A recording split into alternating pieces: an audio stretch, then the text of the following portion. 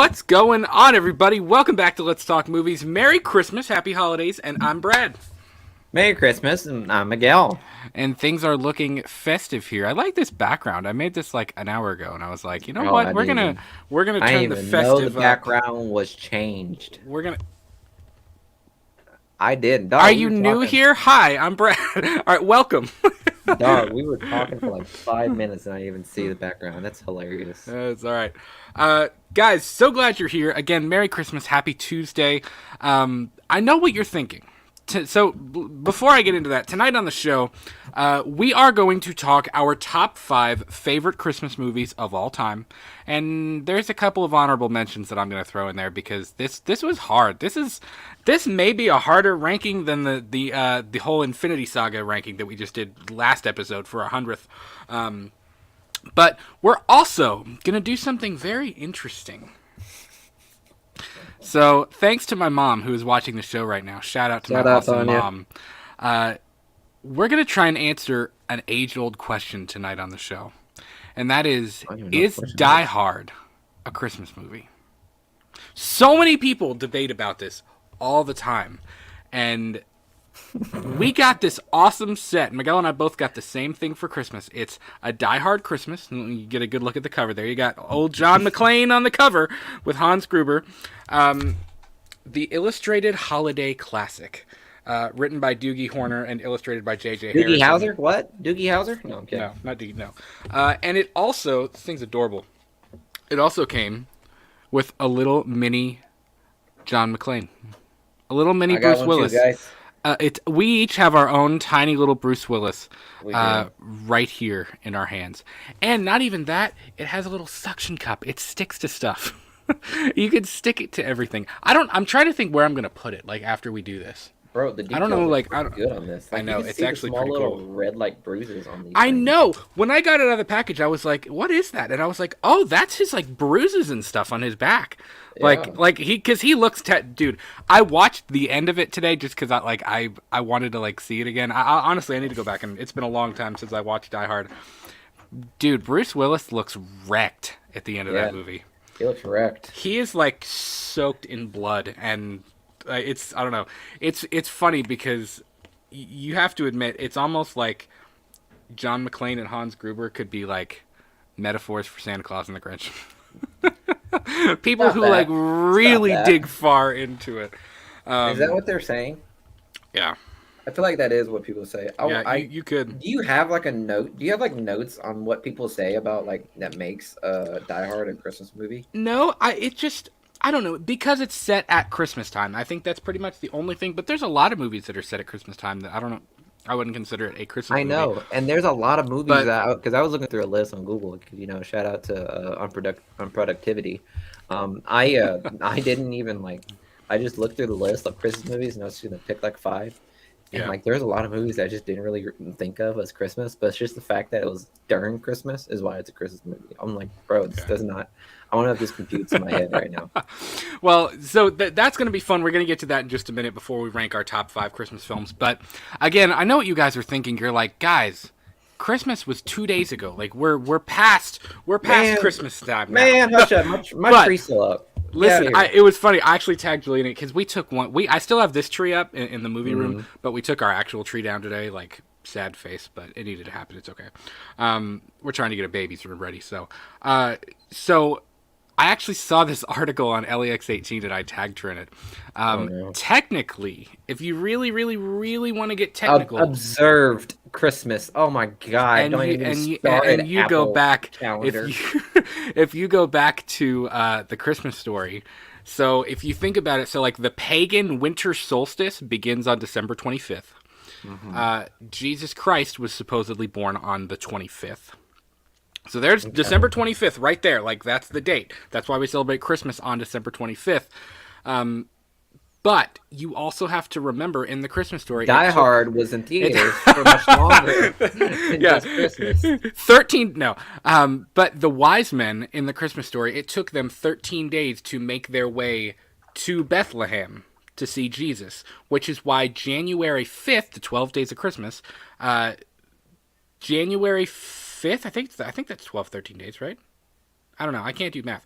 But January 5th is technically the end. That's the Epiphany. That's when they see Jesus for the first time. That's the end of traditional Christmas celebrations. So technically, it's still Christmas time. Even though it was also Christmas time, like, after Halloween. Get out of here with that technicality. Yeah, I'm so, I don't know. But, listen, Christmas is a big old technicality. That's what it is. Reese and Riley are in the chat. He said, hey, Brad Miguel. Sup, Brad Miguel? What up, guys? What does M16 stand for? I'm curious. I have no idea. I don't know. Riley said, Miguel, I love your Black Panther poster. Thanks, man. You want it? No, I'm kidding. I'm sure he would love it, though. It's a great poster, man. Dog, I'm not even going to lie. I can't, like, you know how Brad, his posters, they're all framed and stuff? Dog, I got thumbtacks on each one of these. My apartment landlord is going to kill me when he sees the wall. It's so bad. But, yeah, I like the poster. It's a really dope poster. Yeah. Yeah. It's the same thing as, like, these. You know what I'm talking about? You know how, like, movie posters nowadays, especially Marvel, where it's kind of like the pyramid kind of design, where like you have the main character or whatever, and then it like trickles down. Yeah, they do. People. They do all kind of have that same look now. Yeah. I like the poster. Yeah, don't get me wrong. I love that poster, but like the whole like that type of like what's it called, theme? I guess I don't know, that go-to design.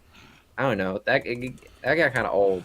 Yeah, I'm not gonna lie, but I mean, still, thanks, man. Thanks. It's a good poster. So I'll mail it to you tomorrow. So we'll do this. I just put a poll in the chat for anybody that comes onto the show later.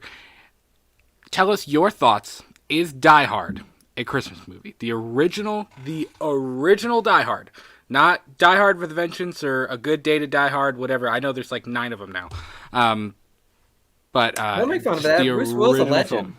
Oh, I love Bruce Willis. Yeah, honestly, I feel bad for him now that he's going through what he's going through, because I've always liked Bruce Willis a lot. At this point, it's R.I.P. Bruce Willis. He ain't coming back. Bruce Willis is in that Schwarzenegger, Stallone, like group of like Tom action Cruise, heroes. So that's why. You'd put Tom Cruise in with Schwarzenegger and Stallone. Yes, because they're about the same. He's just as popular as an action hero. Yeah. Bro, they labeled Tom Cruise as like the last action hero, the last movie star. Fair. So, I mean, fair. Yeah, he's in that caliber. Duh. So. Fair. I don't know. So let's do this. We're about 10 minutes into the show. Let's get our yippee-ki-yay on. Let's do it. Let's get our yippee-ki-yay on. I don't know how to even prop this right now. My mom said, yes, it is, but Bruce Willis said it's not, LOL. So, well, that might be that might be the kicker, is Bruce Willis himself said that it's not a Christmas movie. So, like, I don't know. Riley said, where can he get one of those fire posters? I get all my posters from Amazon usually. I get it from Walmart, man. You gotta catch the good breaks. Take a separate trip to Walmart and you'll find yourself a good couple of them. They probably have Wakanda Forever posters in Walmart. Oh, I believe it. You're not gonna find Black Panther posters much anymore. You'll find. You can also. I honestly, dude, I kind of like. I know my Halloween like my Kills poster, my Ends poster. Well, that was opposite. My I can't point. My Ends poster and my Kills poster are both the actual sized. What, like, and like my like my Avengers Endgame poster is life sized. My Halloween 78 poster is life sized. But like I kind of like the like movie theater. Okay. 26 by 30. I don't know what standard poster size is. I forget what the dimensions are. But like I kind of like the 11 by 17s or the 12 by 18s too. Just because they're a little bit smaller, like the Halloween 18 and the Infinity War one are behind me, like that size, or like the Christmas Vacation one, any of those. Yeah, so if you want a movie size poster, I don't know, go on Amazon, right? Yeah, I usually go to Amazon. I love how you are obviously not seeing like Bruce Willis just having to dance right now. He's literally footloose right now. So let's do this. Let's get to Bruce Willis here because I'm very interested to read this. A Die Hard Christmas. Let's tell a story. Let's have story time. Listen, I had a hot chocolate bomb in a new mug I got for from Christmas, so I'm drinking some hot chocolate. And it's actual hot chocolate with milk. It's not that garbage water hot chocolate. Look at Hans. That's what kills me. He looks so disappointed. It's actually right now. It's actually a pretty good picture of Alan Rickman. I'm not gonna lie. I mean, it kind of is. Like, if you're gonna do like a cartoon drawing, like he got pretty close. I'm not gonna lie. Dog, the rhyme, it all rhymes. I'm gonna preface this right now. It all rhymes. Have you read it all? I haven't read it all yet. I purposely didn't read it so that we could read it on the show. I read all of it. Like the second Tanya gave it to me, me and Sierra read like through half of it at that point. That's awesome. Like, this is awesome, man. That's awesome. That's pretty cool. Hold on. Let me read the back. Okay. Okay. I'll read the back. All right. Miguel's reading the back. The back of the book. Okay. All right. You ready? Die Hard may be the greatest Christmas movie of all time, and now you can enjoy the timeless tale in this whimsical storybook for adults. So, sorry, guys. Wait, no, I'm kidding. Join John McClane, Hans Gruber, Sergeant Powell, and all of your favorites in this delightfully illustrated tale of high-rise adventure and holiday spirit. Doesn't that get you in the Christmas mood? I mean, come on. I mean, come on. I mean, it's Bruce Willis with a machine gun in front of a Christmas tree. Like, that's Bruce Willis. He does not look like Bruce Willis. Yeah, it's Bruce Willis with the machine gun. Of course it is. Yes. Dang. Yeah, I wouldn't have thought that. I thought that was just something else random. Okay. Yeah. All right, so let's do this. So we're just gonna alternate, right? Yeah, let's alternate. All right. We're literally reading you guys a story right now. It's by the way, it's set to 'Twas the Night Before Christmas. I hope we don't get copyright strike. I feel like no, we're not. All right. 'Twas the night before Christmas, and up in the tower, everyone was partying, except for one wallflower. All right, I'm going next. Yep. All right. Go. John McClane missed his wife. Things weren't the same since Holly had moved west and changed her last name. He tried to win her back, but still she said no, while unbeknownst to them, there was trouble below. A truck had pulled up, and who should disembark but 14 men whose intentions were dark. I mean, they look dope. This is some dope illustrating, guys. It's pretty. It really is. It's pretty cool. Like it's actually incredibly detailed. It is. You can see the eyeshadow in Hans Gruber. Dude, too. I love Hans. I love it so much. It's awesome. All right. They spoke not a word and unloaded big crates. They cut the phone lines and locked all the gates.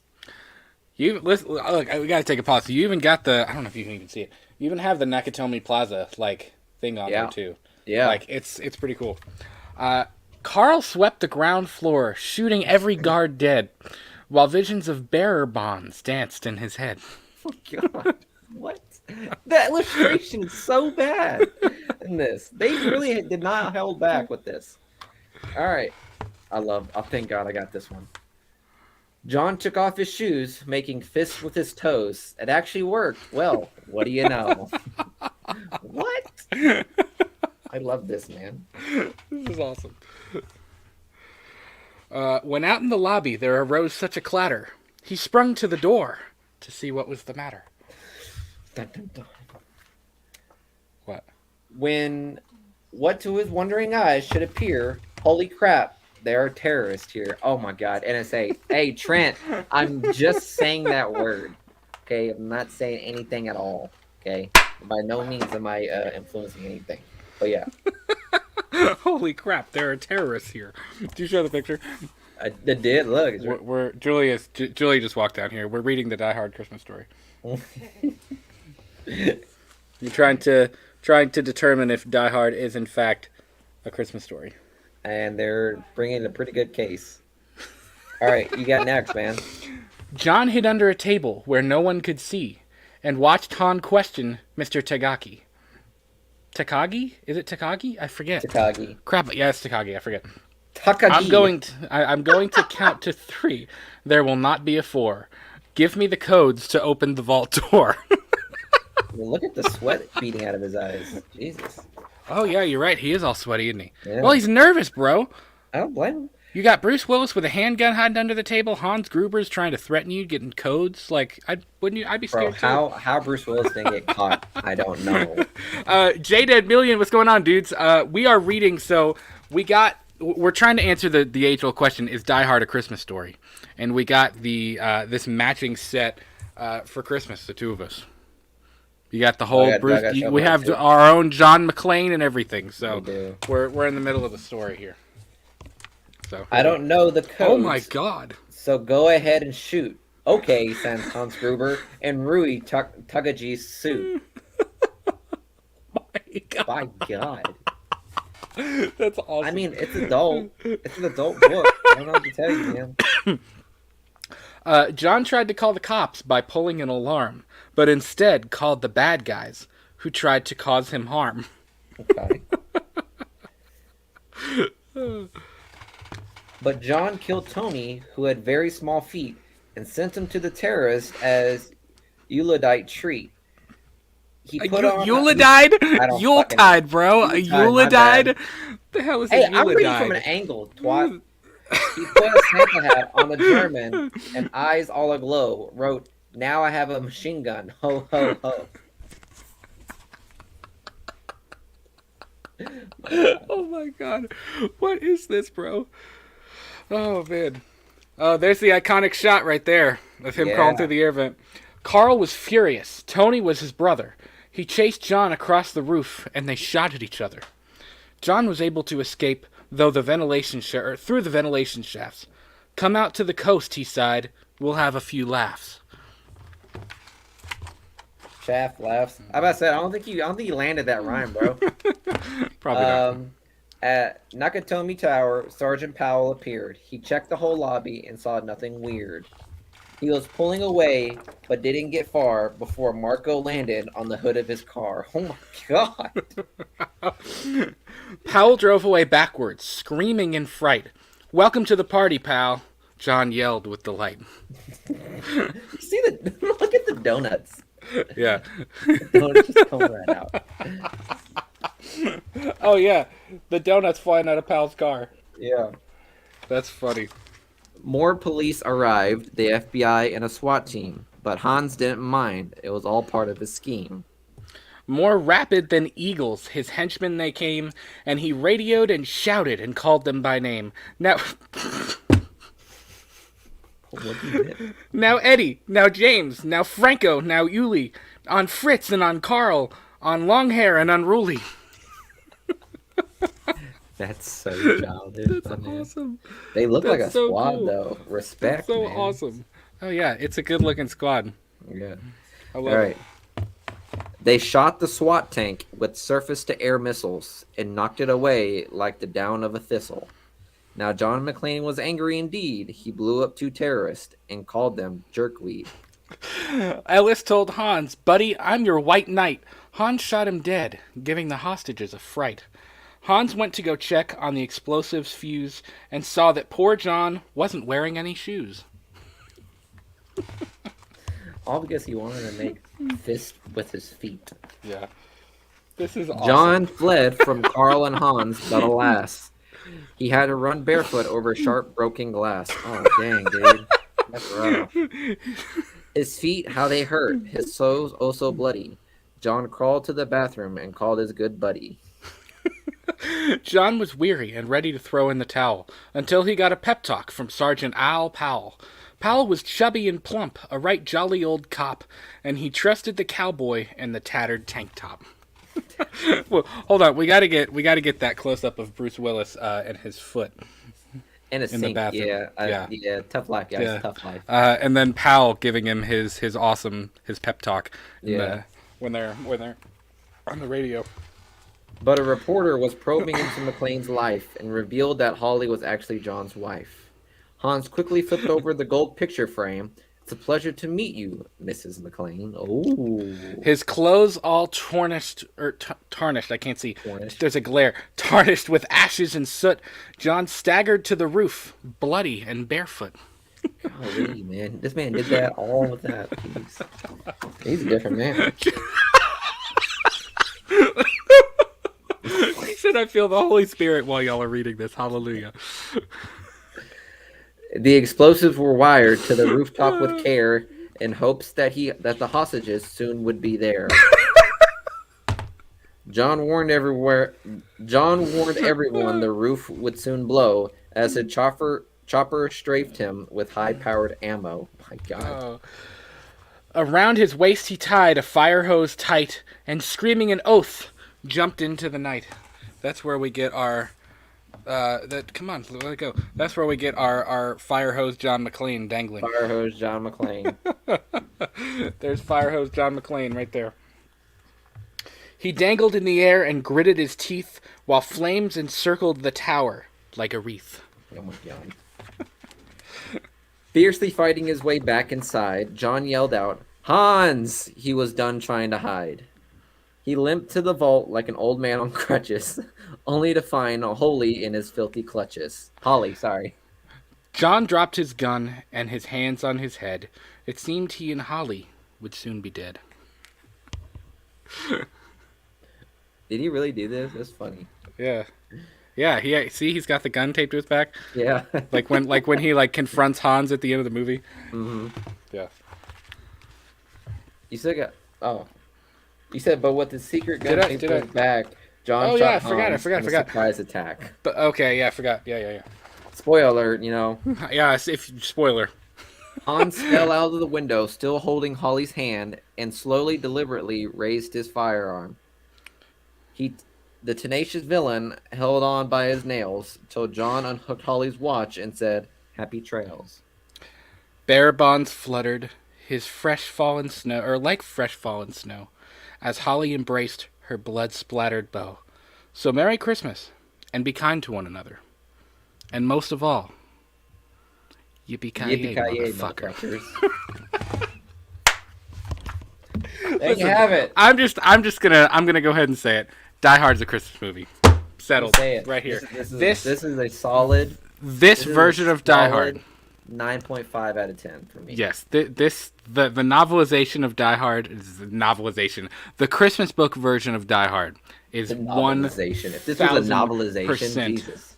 Yeah, 1,000% a Christmas movie. That was awesome. So that was awesome. J-Dad said he wants a book like this for the Human Centipede. God, you know what? I wouldn't be surprised if there's a book out there for that.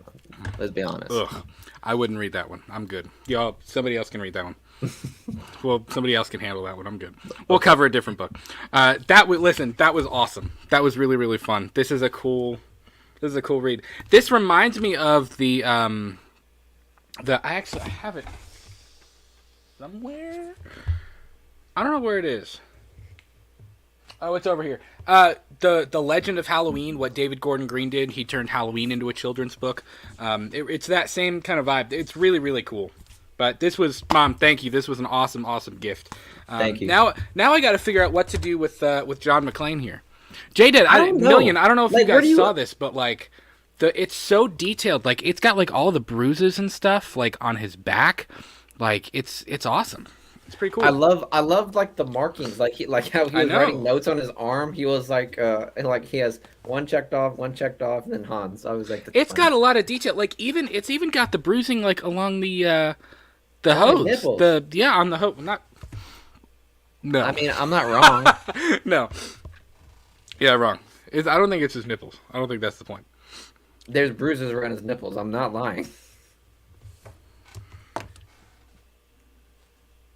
I can't believe you really have me looking at this little plush John McClane's nipples. This little plush. Well, it's pretty good. What do you mean? It is pretty good. I'm not gonna lie. It's pretty good. It's pretty detailed. It's awesome. Yeah. Rosalia just got here. She's like, I don't understand what just happened. So we just read it. You'll have to go back in the replay and watch it. But my mom for Christmas got me and Miguel a Die Hard Christmas. It's it's Die Hard. It's the story of Die Hard, but it's written to the night before Christmas. Okay. That's what it's set to. It's awesome. It was really, really cool. It was a fun read. I love it. So, and it came with that. It came with that little. It came with the little John McClane plush, when he jumps off of the roof with the fire hose and he's doing the dangle. So. You know what? I'm gonna watch Die Hard tonight. I'm sold. Yeah. I'm gonna watch it tonight. It gets you in the holiday spirit. I mean, it just really does. You know? Even though it's over. So, but yeah, that was awesome, Mom. Thank you. That was pretty cool. I enjoyed it. That was fun. He said it does kind of look like John Cena, doesn't it? No, it doubles as Bruce Willis or John Cena. No, because I can see this one. Dude, I saw that there was an Instagram reel the other day, and it was that I think I sent it to you. It was the whole it's this woman and she gets a phone call and it's like trying to get her. It's like it's trying to get her to get like the WWE ad, and then she's like, "There won't be any wrestling in this house. I'm so sorry." And then she hangs up, and then it calls back, and it's the same thing again, and it's like there'll be nothing left when John Cena and you know what I mean? It's all crazy, whatever, and then it's and then it calls back and it's like, "Hello, is this Champ?" And she's like, "Who? Champ. Is Champ there? I need to talk to Champ." And she's like, "Who is Champ?" And it's like, "The Champ will be John Cena!" That question will be answered tonight. Yeah, it's pretty good. There was a TikTok that I saw. It was like some guy like taking like a eye drop, but then the bottle like breaks and it spews all the eye drop in the guy's eye, and it's like this giant white flash, and it's just all like heavenly music, and then in the bright slowly comes out is John Cena. That's awesome. Now you can see him. That's awesome. God. Riley, thank you, buddy. We love you. Yeah. Hope you. I loved Christmas. I had a lot of fun, man. My mom said that should be a Let's Talk Movies Christmas tradition to do the reading of death. There it is. There you go. Yep. Let's do it. Yep. Every year. Yep. Every year we're gonna read a Die Hard Christmas. It's gonna happen. And then next year we'll do it together with music, music around. You know, candles, everything. You know, we'll get matching PJs. I want you to know right now. I hope you're writing this stuff down because this is gold. We're gonna go all out for this. We're it's gonna be a whole pre-produced video with a background, and it really is. It's gonna be great, and we'll tag. It's gonna be awesome. We'll tag Bruce Willis, and they'll all love us. So there you go. Yeah. It'll be awesome, man. So let's do this. So we had our little Bruce Willis dedicated section. Bruce Willis. I went ahead and I put where is it? I put the poll in the chat. Is Die Hard a Christmas movie? Let us know your thoughts if you think it is or not. I don't know if the movie is a Christmas movie, but I do know that this book. This is a Christmas book. Movie. This is that book. It's such a good book. It's a movie. What? You know what? That makes no sense. You know what? You remember in the Elf movie, like Buddy's dad? If he would have pitched this book, millions. That movie would not have. That movie would not have taken place. Elf, literally, when they drop the book on James Caan's desk, the credits would have rolled. The credits would have rolled. Yeah. Peter Dinklage would have never had to come to fucking New York. Because Buddy would have walked in his office and he'd have been like, he'd be like, "I got a single, I gotta go." And he'd leave, and then Buddy would never get to meet him. Yeah. Oh, man. Like this right here, gold. And you know what's even awesome? It has empty pages. Pages, and it's still a good book. They would have never had to. They would have never had to call in Peter Dinklage to get made fun of by Eddie or by had to call Peter to get help. Buddy, not Eddie. I don't know why I said Eddie. Buddy, Eddie, I don't know. So speaking of Christmas movies, we're here to rank our top 5 Christmas movies of all time. Miguel, I don't know about you, but I actually so let me pull up my list here. I have it on my phone. I actually did a couple of honorables just because this was hard. I've struggled with this one a lot, actually. It wasn't hard for me, man. This one was hard for me. You know why? Because literally, I just like think it comes out, but like, you know what? Fuck it. That's how it is. I like this movie. There you go. Yeah. There's no question about it. Well, and one of these is my favorite movie of all time. So I know, and I got questions. You said that with such a side eye. I know. I know, yeah, because I know exactly what movie you're talking about. We ain't even gotta talk about it. So, do you have any honorables that you wanna mention? Yeah, for the sake of and the legend of the great Bruce Willis, Die Hard. That's an honorable mention. Are you kidding? Because I can't really label it as a Christmas movie because I'm in that camp. So, but I will say it is a good movie to watch on Christmas. So it's not a Christmas movie. It's just a good movie to watch on Christmas. Okay. That's how you I beat get the it. debate. That's how you beat the debate. You give them a cookie, but then you take it half back. That's how it works. Okay. It's like you give Look, them the juice, I you found a dilute it with list. water. The Okay, 50 that's best how that Christmas works. movies of all time. This is a list on Just no, Google. read their top 5, Their and then we'll top go from 5. there. So this is not our this I literally just googled this like uh literally 10 seconds ago. Number 1 is It's a Wonderful Life, which is that a lot of people would say that. That's a good one. That's a good one. Yeah. Number 2 is Die Hard. Yeah. Wait, are you serious? Yes. Number 3, which I would also consider to be a Christmas movie, but I don't think I would include it in a normal list. Number 3 is Gremlins, which is a good one. It's a Christmas What movie. website is this? Is this But IMDb? Is this no, Yahoo? this is number 4 is Elf, and then number 5 is Bad Santa. Okay. This is Yeah. obviously someone's random list. Yeah, that's not a This is very someone's good random list. This is someone's opinionated list. Batman It's not Returns is on 50. that list. I mean, that's valid. I mean, they're Right. valid movies, but I Yes. would consider them like the I agree. top of all time. Yeah, I I gotta wouldn't say, there's either. plenty of movies out there, Christmas movie that for that matter, that Yeah. literally will beat all of that. So Yeah. I mean, agree. yeah, and Well- we can agree on them too. They even have Die Hard 2 on here. I saw that. I was like, wait, did that happen on Christmas too? Wow. Did it? I don't think it did. Isn't that the one with Samuel L. Jackson? I guess. I don't remember. I don't know. That was I think Whatever. that was the one where like I think that was the one where he had to like wear like a picketed sign, and Samuel L. Jackson was like, "You must be the stupidest mf'er out here right now in this particular situation." Yeah. And I was like, "Yeah, he's gonna die." Yeah, that was pretty funny. All right. So, my honorable mentions. Answer that I'm just phone gonna. first. I'm just no. Somebody else will get it. I'm just gonna say my honorable mentions.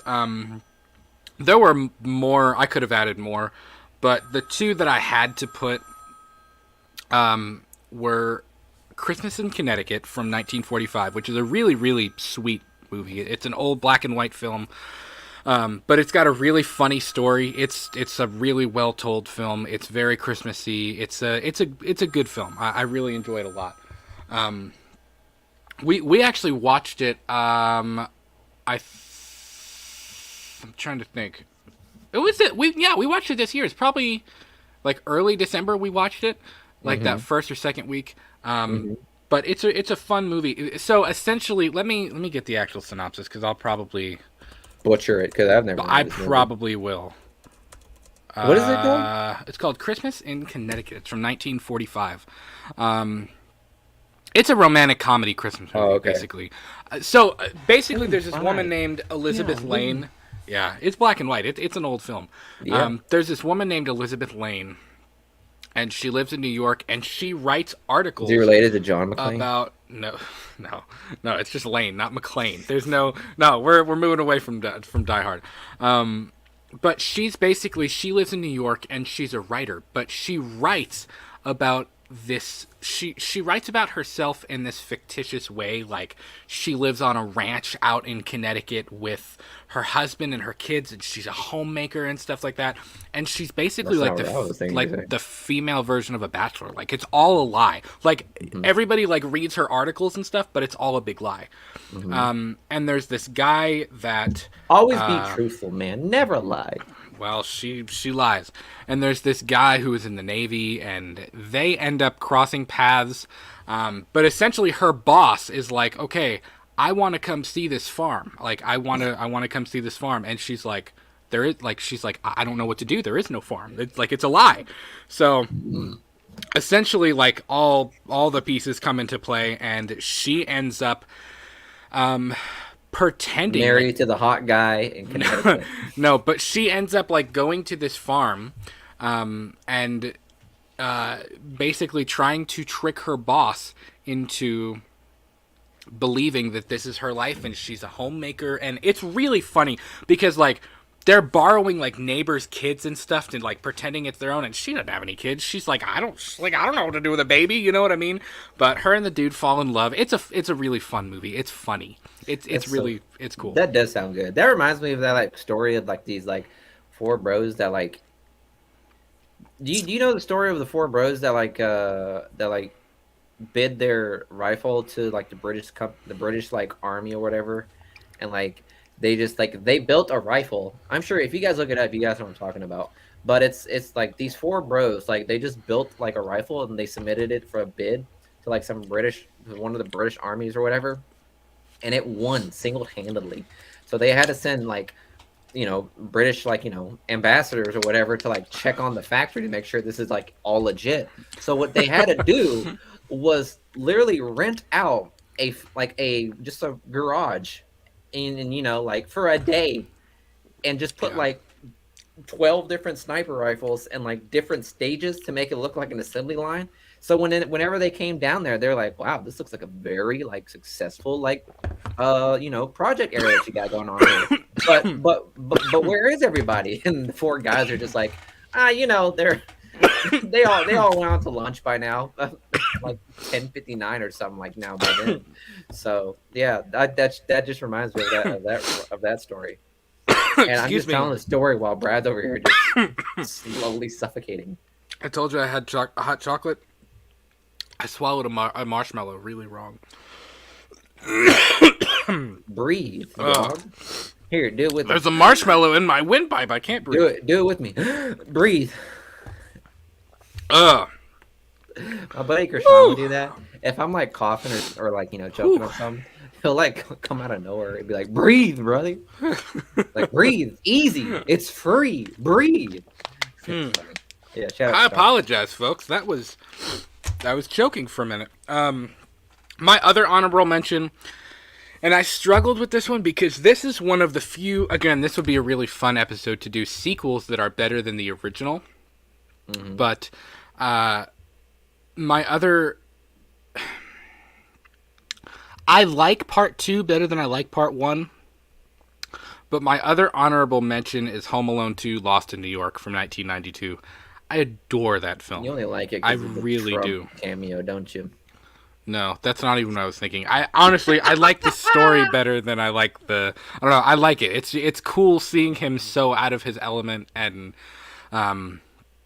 it's extra Christmas. It's extra Christmas vibe because like he's in New York and New York is incredibly big on Christmas. You know what I mean? Yeah. So, but I love that film. Down the hall and to the left. It's great. It'll be the greatest hall you've ever seen before. You'll love it. It's great. It's great. Welcome. You also get Tim Curry in that film. Have a lovely day. Hey, I love Tim Curry. It's like, I do too. As like the hotel manager. Is that what he is? No, he's like the concierge manager or something. No, yeah, but he's like I think he's the hotel manager.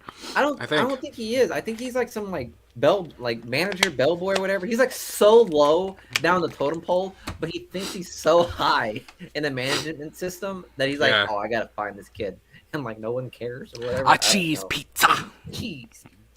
He always has this look of like, we love you. Well, that's after when Kevin's in the bathroom with he's doing like the floaty thing or whatever, and he's playing it, and homeboy's like, he says, you've been smooched with everybody, and he's listing off names, and he's like, little Mo with the gimpy leg, so-and-so, Cliff, and everybody goes, and they look at Cliff, because Cliff likes the guys, and Cliff goes, it's a lie. But even like they start shooting and stuff, and he goes like he's running down the hallway, and he's like, "There's a crazy guest with a gun! Get back in your," you know what I mean? And he's screaming at people. Yeah, 2 is awesome, man. And you get like the turtle dove dude with the toy store. You get Joe Pesci and what's his face back? God, what's his name? I just watched a documentary about Home Alone the other day. What's his name? It's killing me. Who? Joe Pesci and who plays Marv? Daniel Stern. I don't know why I couldn't think of his name. But you get the 2 of them back, and their chemistry is awesome. By the way, Actually, it was fun. Well, I'll save this for when we talk about Home Alone because we're going to be talking about Home Alone, the first one, at some point. Is that on But your list? even the whole, I don't know. Is it on your list? I don't know. Mine. I'm kidding. It's not on yours. No. What kind of psychopath list are you about to have? Pretty psychotic. I'm not gonna lie. I guess. I don't know. There's some good. Yeah. There's some good heavy hitters, but then there's a new one. I'll say this. There's a very new Christmas movie that I absolutely love. Okay. So, listen, Miguel's list is about to be Die Hard, Die Hard 2, Live Free or Die Hard with a Vengeance, A Good Day to Die Hard. Die Hard. It's gonna be nothing but Die Hard. Yeah, man. What's up, Colton? How you doing, man? He said, "Sup, dudes? My top 5 is Home Alone, Jim Carrey's Grinch, Lethal Weapon." That's it. I forgot about that. I completely forgot about Lethal Weapon. Batman Returns, and of course, Die Hard. Mm-hmm. Yeah. Jada threw his list in there.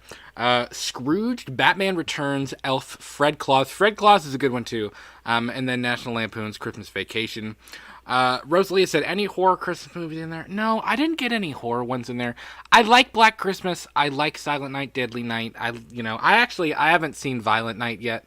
Or I know there's another Santa. Good. There's another Santa one, like Krampus. Yeah, I haven't. I don't know. None of the Christmas horror films have made my list. But did we react to the Grinch trailer? Oh yeah, there's the new the mean one. Trailer. The mean one. Yeah. Like, I need to go back and watch all of that. Dope. It gives me like Cocaine Bear vibes. You know what I mean? Just like so extravagant. Like it's like I watched there to watch it. I watched a scene where basically like it. I'm gonna be real with you. From what I can tell, the mean one is basically Art the Clown, but it's the Grinch. Essentially, that's what it is. Like there's this group of people like sitting in Christmas stuff, drinking around a table, and the Grinch literally like walks in, and some dude walks up to him with an umbrella, and the Grinch takes the umbrella and just like stabs him like in the abdomen with the umbrella. It's whack. Look, I love Art the Clown. He's great. He's a terrific like horror icon now. I hope that whole trend doesn't go around where it's like these horror icons just got to make the goriest and the bloody fucking kills. Like, listen, I hope we don't go through that trend because that's gonna get old quick. You know, that's gonna end up just like what's it called? I don't know. What's it called when it's just all about gore? Just like a gore fest or whatever. The gore porn kind of like just gross. Kind of, you know. Now listen. I'm going to say this. We will cover Terrifier on Purely and Simply Evil this year. I promise we will. I've seen 1 and 2 already. But dang. Admittedly, I have not seen part 2. I've seen bits and pieces of it. Part 2 is so funny. The way through. I've seen part 1. I have to say, though, I am so glad that Terrifier is kicking butt right now. Like, I'm so happy, and I'm so happy for everybody involved in that. Good. I am so bottom of my heart, I'm so happy. But I gotta say, Terrifier is not at all my style of horror. It's not. It's not very much not. It's not even horror. It's not horror. It's just gore porn. Pretty much. Now, that's all I can say. The saving grace though with that is that it's almost satirical. It's so extreme that it's almost like it almost makes me like, okay, this is just a movie. Like I'm okay. Like you know what I mean? Like, but there's some of the things that he does. It's just like, yeah, but there's scenes in there that just really just like you literally have to like. I was on my phone and like I was watching it sideways, so I was getting full screen. And then in Terrifier 2, I got to the bedroom scene, and like within a minute in, I kind of swiped out, and I was like, fuck did I just watch, guys? Like I didn't know how to react to it. Like I was like, it's pretty whack. God's green earth just happened. It wasn't in God's green earth that just happened there. Yeah. Well, and like I said, I'm so thrilled that it's rocking, and I love it. I think Art is a very, very cool villain. It's just very like, wow, like what just happened? Like it's very Clark Griswold. What just happened? I can't. And then you're gonna dry your head with underwear, like. I can't even say that if they toned down Art, like it would be such a better movie because it's actually like slamming with Terrifier 2. Like it's literally it's good. It's good, man. It's awesome.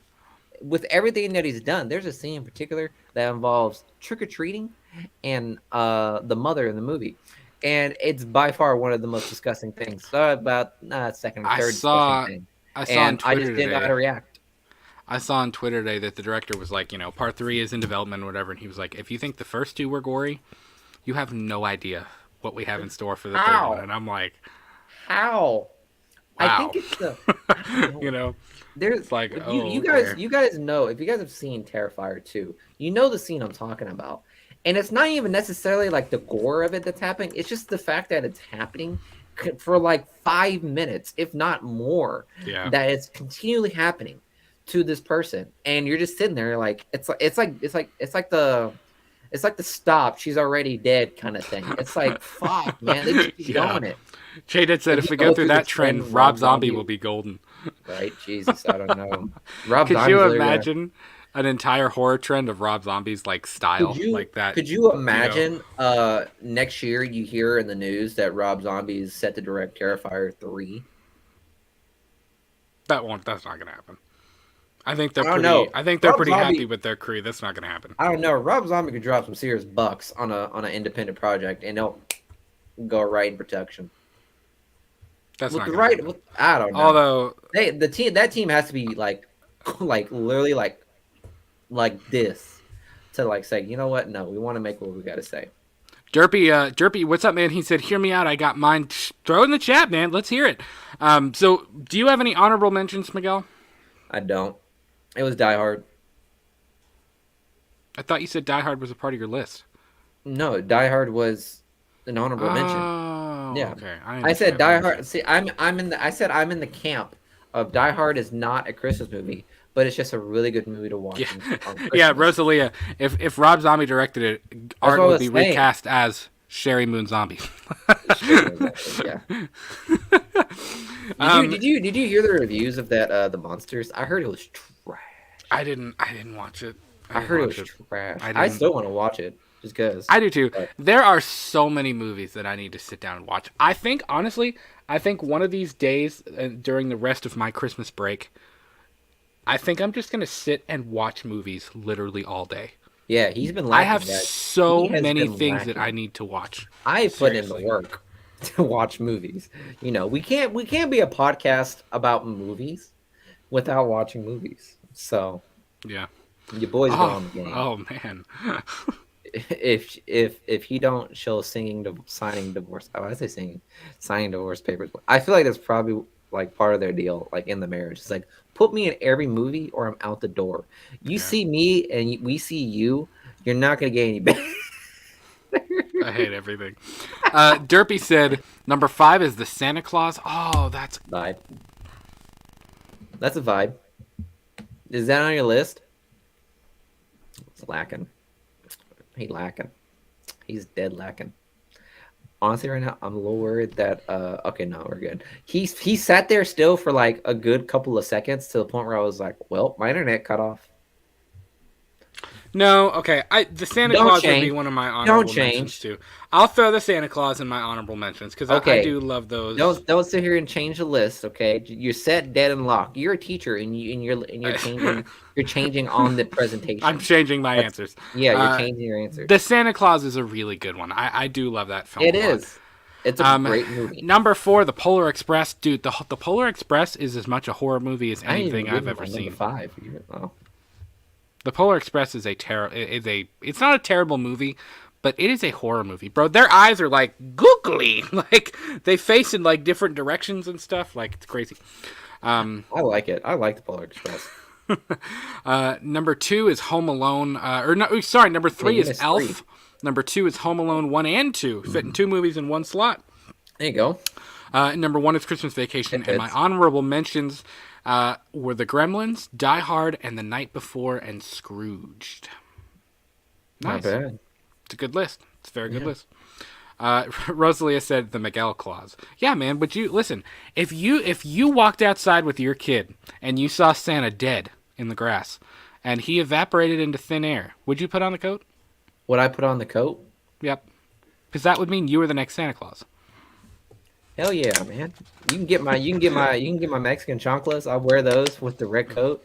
Hell yeah, dog! I'd look great.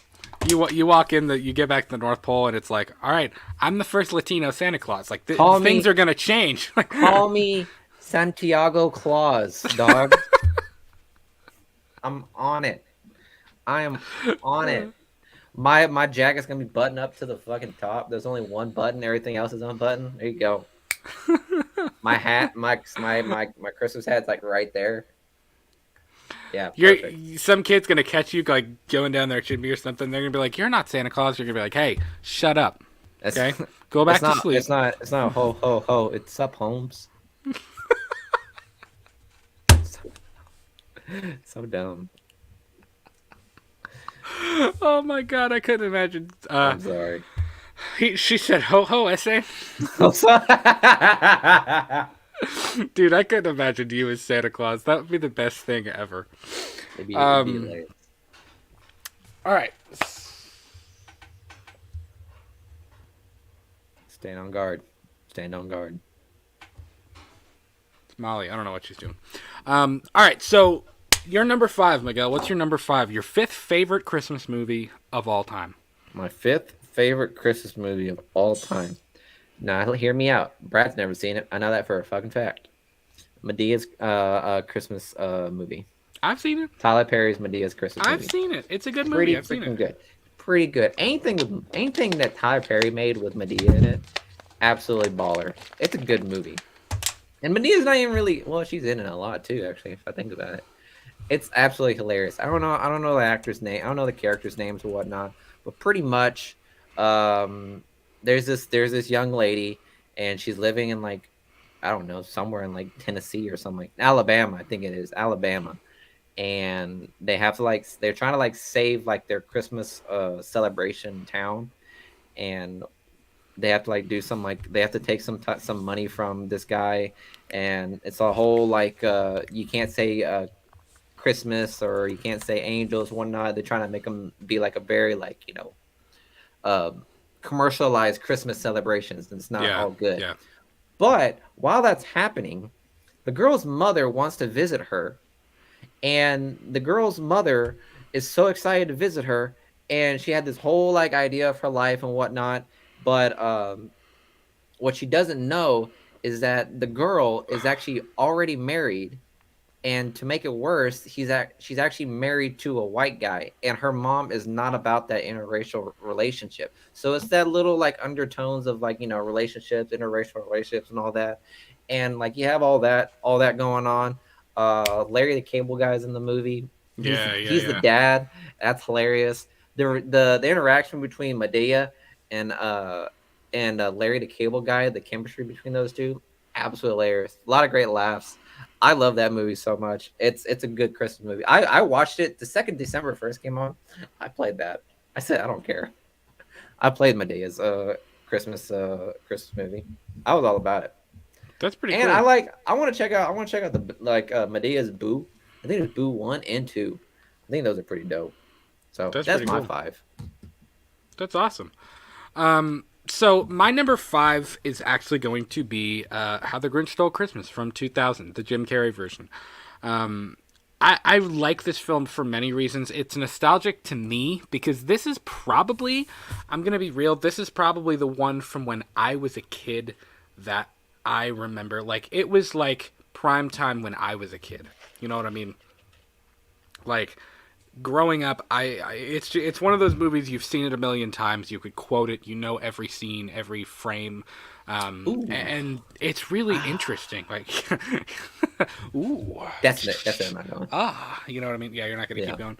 You're not gonna keep doing it. There's so many awesome moments in that film. The decision to cast Jim Carrey. I mean, there's nobody that could have pulled that off better than Jim Carrey. I mean, let's be real. There's really not.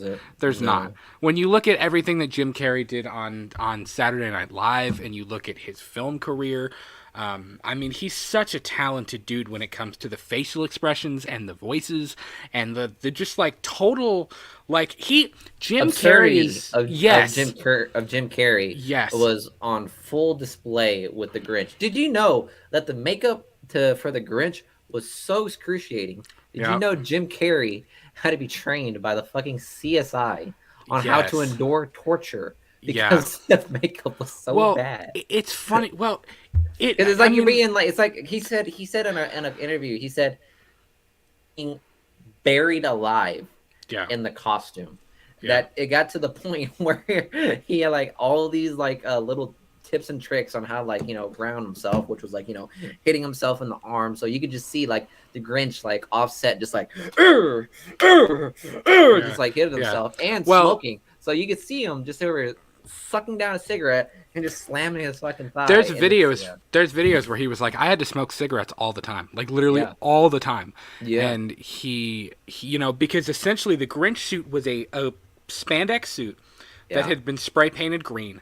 Then they put yak hair all over it and spray painted that, not spray painted, but you like dyed green, plus the prosthetics of like the mouth and everything. Like there was another video where he was like, you know, he said, I would see people in public and they were like, you know, that's the Grinch or whatever. And he did the whole like the like weird smile he did or whatever.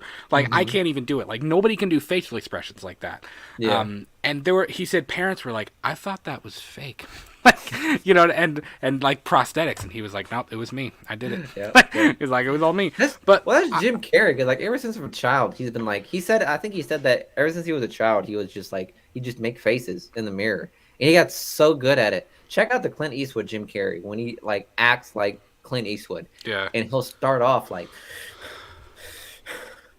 and then he's Clint Eastwood, like facial structure and everything. It was like so scary. It was damn near like morphing time. I was like, oh, that's kind of scary. But I think that Jim Carrey is one of those guys, very much like you always hear. And I know stuff got screwy, and I'm always team Johnny Depp. I love Johnny Depp, but like you hear like with the Pirates of the Caribbean stuff, like a ton of what Johnny Depp did as Jack Sparrow was improvised. It was just Johnny Depp being Johnny Depp because he's quirky and he improvises and he makes stuff up. Like it's almost better if you just let Johnny Depp be Johnny Depp and you don't tell him what to do. You know what I mean? I think Jim Carrey is the same way. It's like it's almost better if you don't give him instructions. Like if you just let Jim Carrey be Jim Carrey, you know? Like some of the crazy stuff, like when you see like the cave and everything, and he's like you know, there was one moment where it's the moment where he takes the sheet and rips it off the table and then goes back and pushes everything off. Like, I think that was a mistake. Like, they were still rolling and, like, everything was supposed to come off the table when he ripped off the sheet. But he ripped off the sheet and everything stayed. And he walked back on, like, stayed in character and walked back in, like, in frame and was just, like, and, like, messed everything up on the table just because he thought it would be funny, you know? It's just, it's funny, like, it's funny how much life and energy he brought to that role, but you're exactly right about the anger thing. Like the set was built, if I remember correctly, I'm sure it was like filmed in fucking July too. Like I'm sure it was awful. He spent, like, I looked it up on Wikipedia, he spent 92 days in that Grinch makeup. And it took almost 3 hours to get him into the Grinch makeup before they could even film anything. 92 days he spent in that makeup.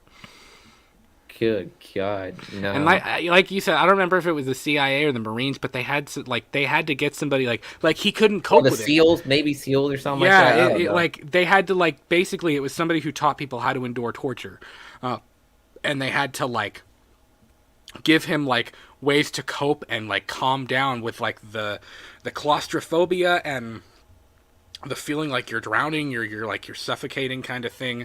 But like I remember like his makeup artist said that he had like kicked a hole in the wall, and like he was always angry to people. She said he would leave and he would leave in the makeup and come back and the makeup and everything would just be destroyed because he would just like rip it all off. Like, I mean, probably having like a panic attack or, you know what I mean? It's just nuts. I believe it. Some people say that Santa's a diva, but I mean, I don't think so. I don't think so. You sit in yak and spray paint and rubber for like 92 hours out of the freaking week. Yeah, that's tough. Yeah, no thanks. That's tough. I'm good. No thanks. I'm good. But yeah, that's nuts, man. I don't know. Yeah, very good. But it's a great film. You also had Taylor Momsen, who is now to play. She played Cindy Lou, and she is now a like you gotta mega yeah rock star. You know what I mean? Like she's like completely, completely 360 from that character. I know, right? Cindy Lou Who to absolutely rock and roll hoo. Yeah. Yeah, it's pretty cool. And it's funny, they actually, like, I know there was a whole rights thing because Dr. Seuss was like, nope, I'm not selling any of the rights to my stuff at all. It's not happening. And after he died, his wife agreed to, I don't know if she ever technically sold the rights, but I think she, but I think what? What? I can imagine Walt Disney's wife. Like they had an argument. Walt Disney died. Or sorry, Dr. Seuss. Dr. Seuss. I can imagine Dr. Seuss having an argument with his wife, and his wife after he died was like, "Joke's on you, bitch. I'm selling it." I can just imagine. Well, I don't know if she ever actually sold it, but I think she at least agreed to like merchandise certain things and let it. You know what I mean? Like to share the wealth a little bit. But it's a good one, man. It's a fantastic. Get a prenup, film. Guys. Yeah, it's a great one, man. It's a pretty spot on one. I'll say this, man. It's my number 2. So really, yeah. I feel like if I would have waited till number 2, I feel like we'd be repeating ourselves at that point. But yeah, it's my number 2. Fair. Yeah. My number 4. Have you done your number 4 yet? Nope. That was your number 4. That's your number 5. That was my number 5. Yeah. Golly, dog. What? That's tough. That was my number 5. Well, my number 4, and here's the newest one. My number 4 is the Guardians of the Galaxy Christmas special.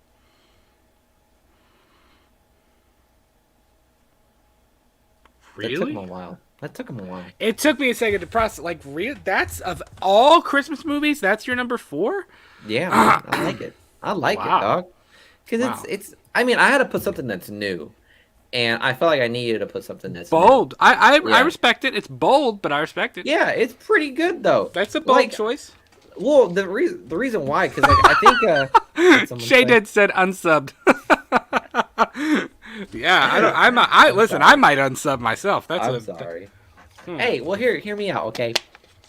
Think of it like this: Star Wars did a Christmas special, and that shit bombed. That's what Rosalia just said. Yeah, exactly. So that's what I was saying. Like they had the Star Wars Christmas special, and it bombed to smithereens. But it's built like such a cult classic. I was a little concerned with the Guardians of the Galaxy like Christmas special, so I had my eyes close on it. So when it did come out, I decided, you know what, I might as well sit down there and just try it out and watch it. And I'm not gonna lie, it was pretty heartful. It had some heart, and I actually liked the whole story about it. Like they're the Guardians, and now they inhabit like nowhere, and after the events of everything, and they just that's their home base, and it's getting close to Christmas, and Peter Quill, being the only human there, he doesn't celebrate Christmas anymore because of I guess from what their understanding was that Yondu was like he was a Grinch, and he said there'll be no celebration of Christmas. After the events of everything that happened with the Infinity Saga, Peter Quill is pretty depressed. Let's be honest. He's pretty depressed. So Christmas was not a good time for him. So Mantis and Drax decided to go to Earth and try to get the best gift for Peter Quill. And what is the best gift for Peter Quill? The hero of Footloose. They decided to kidnap Kevin Bacon. And that's pretty much the movie. That's pretty much the movie. It's hilarious. Kevin Bacon playing as himself is freaking hilarious. And it's just, and the chemistry between Mantis and Drax. I'm not going to lie. I'm going to be really sad when Drax goes. Because, Drax is pretty funny. Mantis is hilarious too. And, you just see them, interact with the world, with Earth. Because you know how the moments where Thor, in the first movie, when he's in the diner and he's not really accustomed to the culture and whatnot, and that's funny. Well, imagine that with Mantis and Drax when he's just showing up in Hollywood and just walking around the town. It's just them acclimating into regular society, I guess, and just being themselves. It's hilarious. I love the movie. It's got a lot of heart. there's the big old twist, I guess, but it's not really a twist between Mantis and Peter. So yeah, I like it. I like it. From what I was worried about, I liked it. Bro, Will, you missed Die Hard, dude. You did, man. This is my cousin, everybody. He missed Die Hard, man. You'll have to go back and rewatch it. Yeah, It was awesome. Just go all the way back and enjoy our clutch them up with it. Listen, here's what you need to know. Merry Christmas. Be kind to one another. And don't forget. Yippee-ki-yay, motherfucker. It's awesome, man. I love it so much. All right, your number 4. My number 4 is we're going to wind the clocks back to 2003. A Jon Favreau classic. Elf. Elf is my number 4. And it's funny because yeah. Yeah. So it's funny, and I didn't know this until like this year, but the story of Elf actually goes back to like 1990. It's like the early 90s, like 1992 or 93. David Berenbaum wrote the script, and originally, think about this, they wanted Chris Farley to play Buddy, and then they wanted Jim Carrey to play Buddy. But what would have been? Yeah, what would have been? Look, guys, I know. Will Ferrell. Yeah, Chris Farley would have smacked at this movie. And there were quite a few different versions of this movie that could have happened. Originally, it was going to be like a PG-13 film. It was going to be like a Bad Santa type, or like a Fred Claus type film, where it's not necessarily a kids movie, because Elf isn't really a kids movie, but it's... Bro, I saw that movie. It's still PG. Middle school, you know what I mean? I saw it in high school. Yeah. I still see that movie now. Yeah. So yeah, it's a great film. But that's a family movie. It went through many, many different versions, like many different writers, many different rewrites of the script. Wanda Sykes at one point was going to play the Gimbals manager, like many different versions of this. I'm sure the producers and writers were concerned with how much it changed, probably. Right. And, when movies have like a lot of, change in cast and rewrites and scripts redone. Yeah. Well, when you hear about that, that means the movie is pretty much going to be trash. Well, I don't even think that's necessarily true, but like, it could be. I think it's easier when it's fairly possible. If it's rewrites with the same groups of people, I think that's one thing. But when you see like some of these films that are passed around between 7 different people to rewrite it, then it's like, okay, that's a lot of different visions that you're trying to make into one cohesive project, Yeah. But so Jon Favreau was actually very interested in making Will Ferrell's first post SNL film, and he I guess they probably knew each other or something.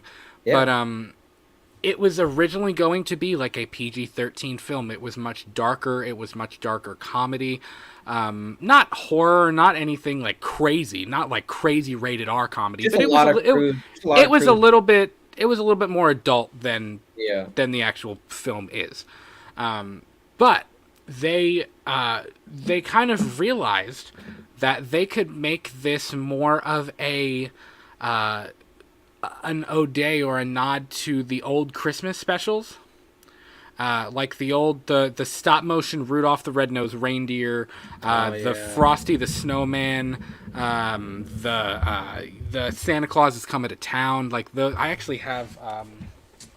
I remember I always liked the beginning of the scenes with all the. I have all my holiday movies like on a shelf right here. Not today, Magic Puppets. Yeah, like the old Santa Claus is Coming to Town, like the stop motion ones, like the Frosty the Snowman, the Rudolph one, like they're like those stop motion films, Sierra loves those. She absolutely adores those. See, Julia hates them. I don't know why. She thinks they're dumb.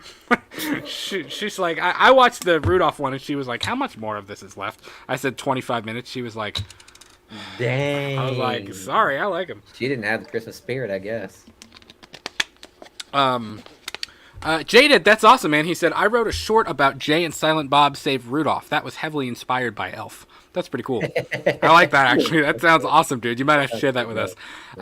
Rosalia said spaghetti with syrup. Yeah, it's gross. Did we all try that? I feel like we all did at one point. Bro, I'm Italian. Never did again. No, I didn't try that.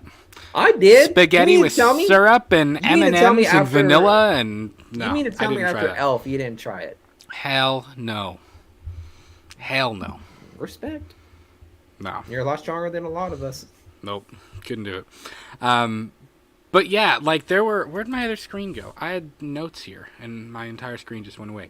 But when they realized that it could be kind of a nod to those films that are classic pieces of Christmas lore, they kind of changed the script and they made it more PG, and then, you know, Will Ferrell came on and everything, and the rest is history.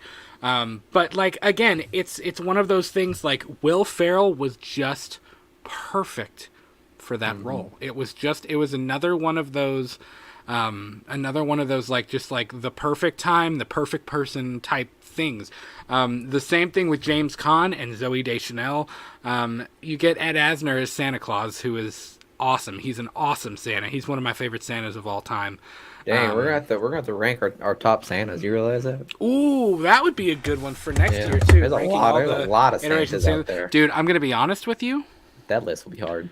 In the Christmas Chronicles, Kurt Russell plays Santa. It's pretty fire. He's a pretty fire Santa Claus. I'm not gonna lie.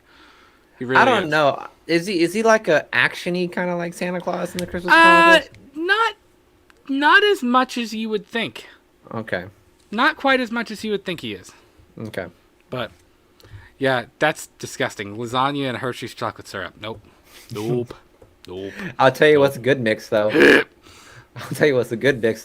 Whiskey with syrup. Really? Elf did it. You don't remember that? No. When did he mix whiskey and syrup? Or like it was coffee with syrup. No, it was coffee with whiskey is what he did. I don't remember. Because you remember I don't remember. They were in the post office and like he got coffee and he said it was disgusting. But then the other guy is that when he's in the mail? No, what are they drinking in the mailroom? I think it's coffee with whiskey. And when he just told Elf that it's just, you know, different type of syrup. Yeah, they called James Caan and they're like, "Sir, there's a problem in the mailroom." And he's like, "What do you mean? What kind of problem?" And he goes to the mailroom at the bottom of the Empire State Building, and Buddy and the rest of them are like, like they're doing dances, like the whole mailroom is in like a mosh pit or whatever around Buddy. Yeah, it's a good one, man. What's up? Wrong one. Sorry, David. That's wrong one again. The chat's moving and I love it. What's up, David? He said, apologies for joining late. I hope you all had a great Christmas. We had a great Christmas, man. Hope you had the same. Everybody in here, hope you had an awesome holiday. Like we said before, technically Christmas season goes until January 6th, so don't explain the fanatics of it now. It's okay. We're not going to go through that again.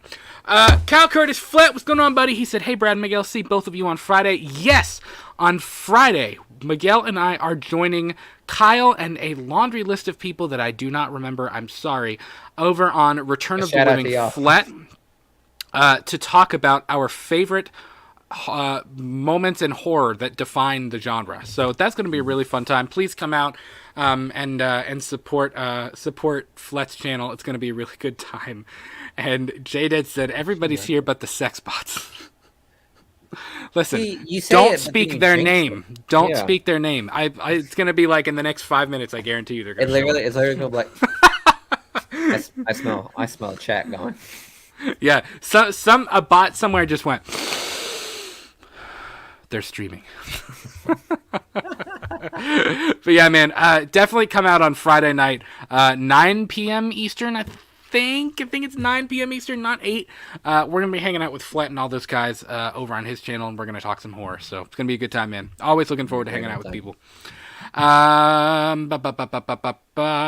Let's see. Where is... we did our number 5 and we did our number 4. Okay. So my number 5 was How the Grinch Stole Christmas from 2000, the Jim Carrey version. My number 4 was Elf. Miguel, what was your number 5? Medea? My number 5 was Medea. And then my number 4 was Guardians of the Galaxy Christmas Special. Okay, so give us your number 3. My number 3 is the Santa Claus. Mm. Yes. See, that's the one that I knew you guys would like. Is the Santa I'm mad Claus. that this one didn't make my list. I'm mad too because it was surprising. Because honestly, man, how much we talked about it, like I love it. specifically like this year when we talked about like how old boy, how he's such a tool. I don't even remember the fucking characters from this point right now. But yeah, the Santa Claus, absolutely love it. I love the whole aspect of this movie of like the whole estranged father-son relationship in the beginning. I love it because it gives me so much like nostalgia of just like, the whole like father trying to like, entertain the son after like, even though they like the son knows that this is like a divorced relationship and they have to like entertain it. It's just so funny just watching them trying to get through it, and then they end up like at a Denny's. I tell you what, guys, you know that dinner. If you guys know what I'm talking about, that's called the dinner of shame on Christmas. When you fuck up Christmas dinner, You got to go to Denny's. If you know that when dinner is fucked up, you always know it's either going to be a Waffle House or a Denny's or an IHOP or an IHOP on Christmas Eve. You gotta know that for sure. But if I gotta explain anymore, if I had to do this list, Tim Allen probably without a doubt is going to be my number 1 for my top Santa Clauses. He's definitely up there. And you got a lot of great characters in this movie. I mean, you got a lot of great actors in this movie. Well, let's be honest. I don't think you realize how much I actually enjoy David Krumholtz as Bernard. Bernard is literally like me as an elf. You are muted, my guy. You are muted. I knew something felt empty for a hot second. Sorry, I didn't mean to be muted. I don't know. Listen, I'm gonna be real with you though. We tried to watch the new Disney Plus show, like the new Disney Plus Santa Claus show. Yeah. It'll ruin the 3. It'll ruin the 3 movies for you. Like, don't do it. Oh no. Don't. I know. I wanted it to be good so bad. We made it through 2 episodes and didn't finish it.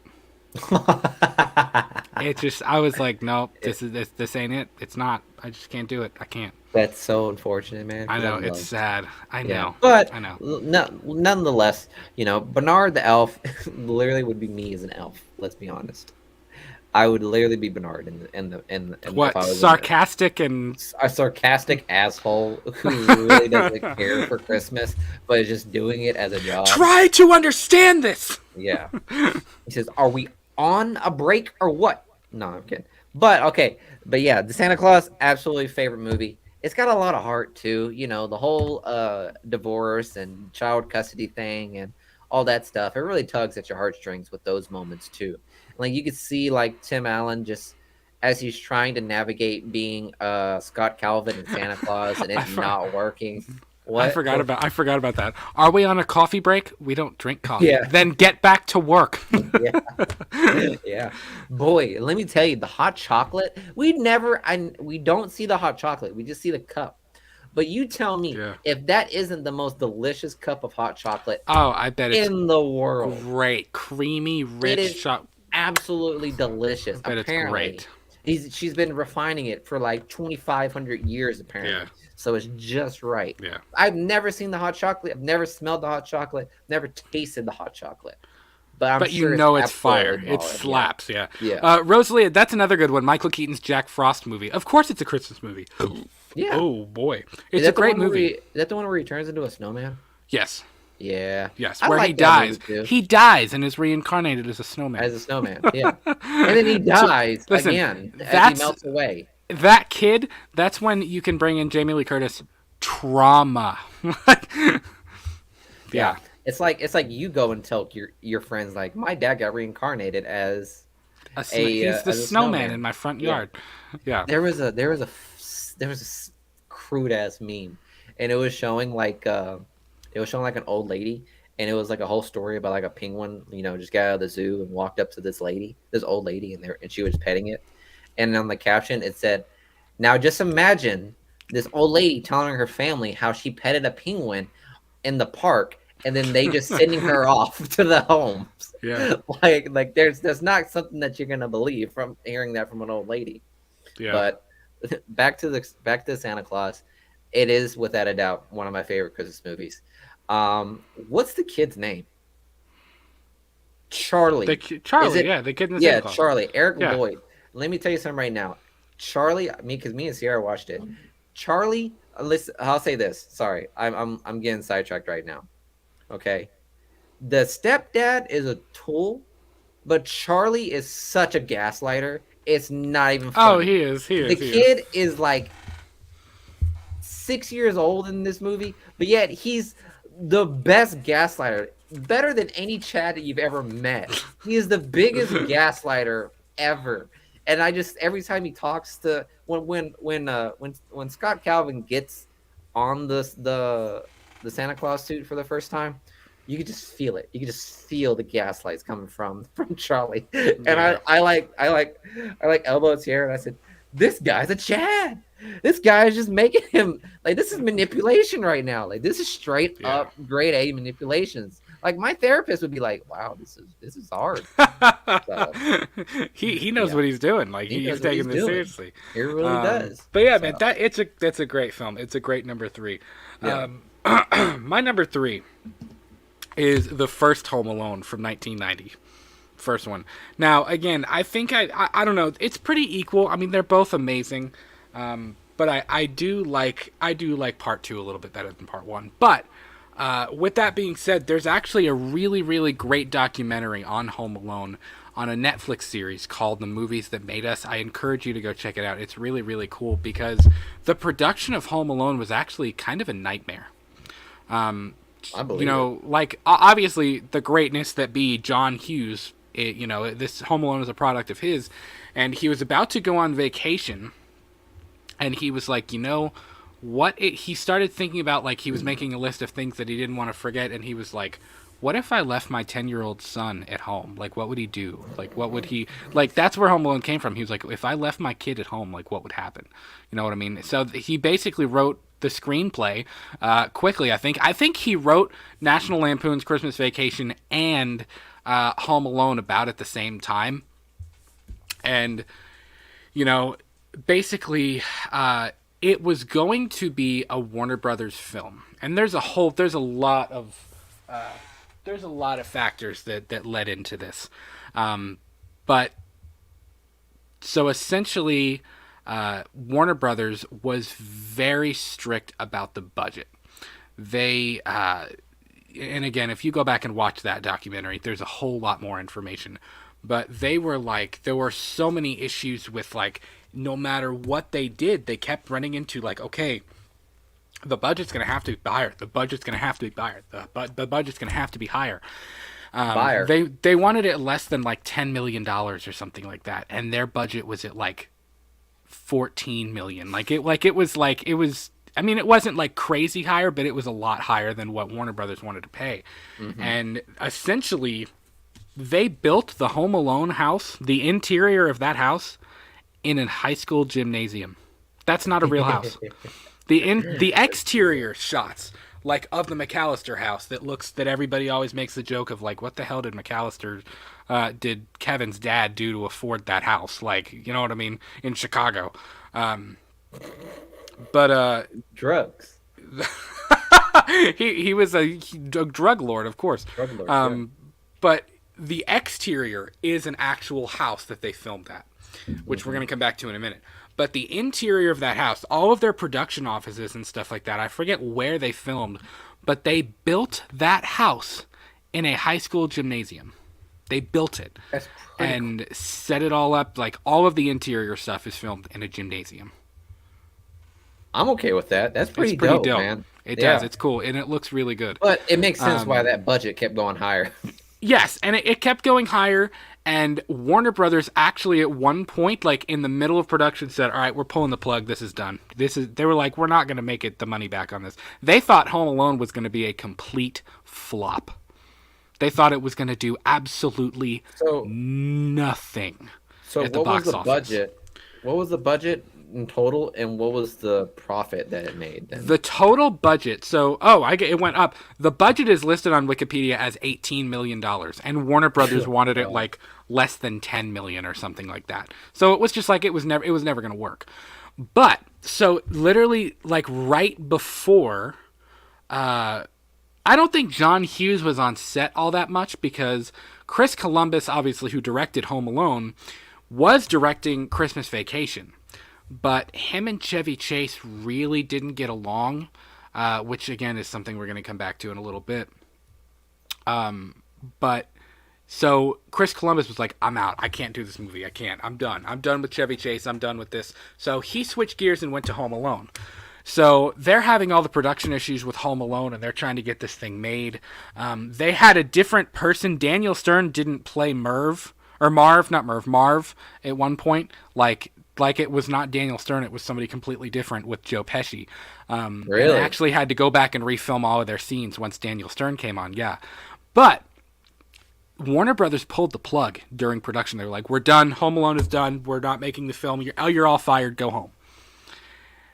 But John Hughes had met with 20th Century Fox like that week and was like, listen, we think this is a cool story. Like, Warner Brothers is about to pull the plug. And Fox was like, we'll do it. Yeah, we'll pick it up. We'll give you whatever money you need. Like, make the movie. Keep making it. Don't stop. Just keep making it. So literally, they said the same day while the Warner Brothers guy was going from like each office, like each production office, and being like, "You're all fired. Go home. The movie's done. We're pulling the plug." There was somebody from Fox going in like right behind them, being like, "Nope. Keep working. Keep rolling." Keep going, don't stop. Macaulay, keep rolling, stop, don't stop. Like, literally, like, it was like one guy would go in and fire everybody from one studio, and then the other guy would come in and be like, nope, you're not fired, stay here, don't go anywhere. You know what I mean? So everybody was kind of like, what? Like, so, and he said joke, somebody came on set and they were like, we're now a 20th Century Fox picture, let's roll. Like, you know what I mean? Like, just keep going, don't stop. So it was a big turnaround, and it ended up, listen, Home Alone, for a movie that they thought was going to be a complete box office flop, it was number one in the box office for like 9 or 10 weeks. Like, it destroyed the box office. It killed. It was amazing. So definitely Warner Brothers, they slept on that one. Hardcore.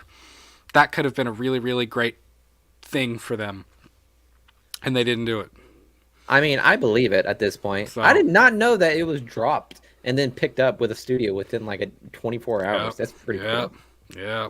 So it's kind of whack. It's crazy that like all of that happened. But I mean, it's such a good film. Like you get the little John Candy thing. I'm really, really glad that Daniel Stern. I think Dan Roebuck was the one who they had.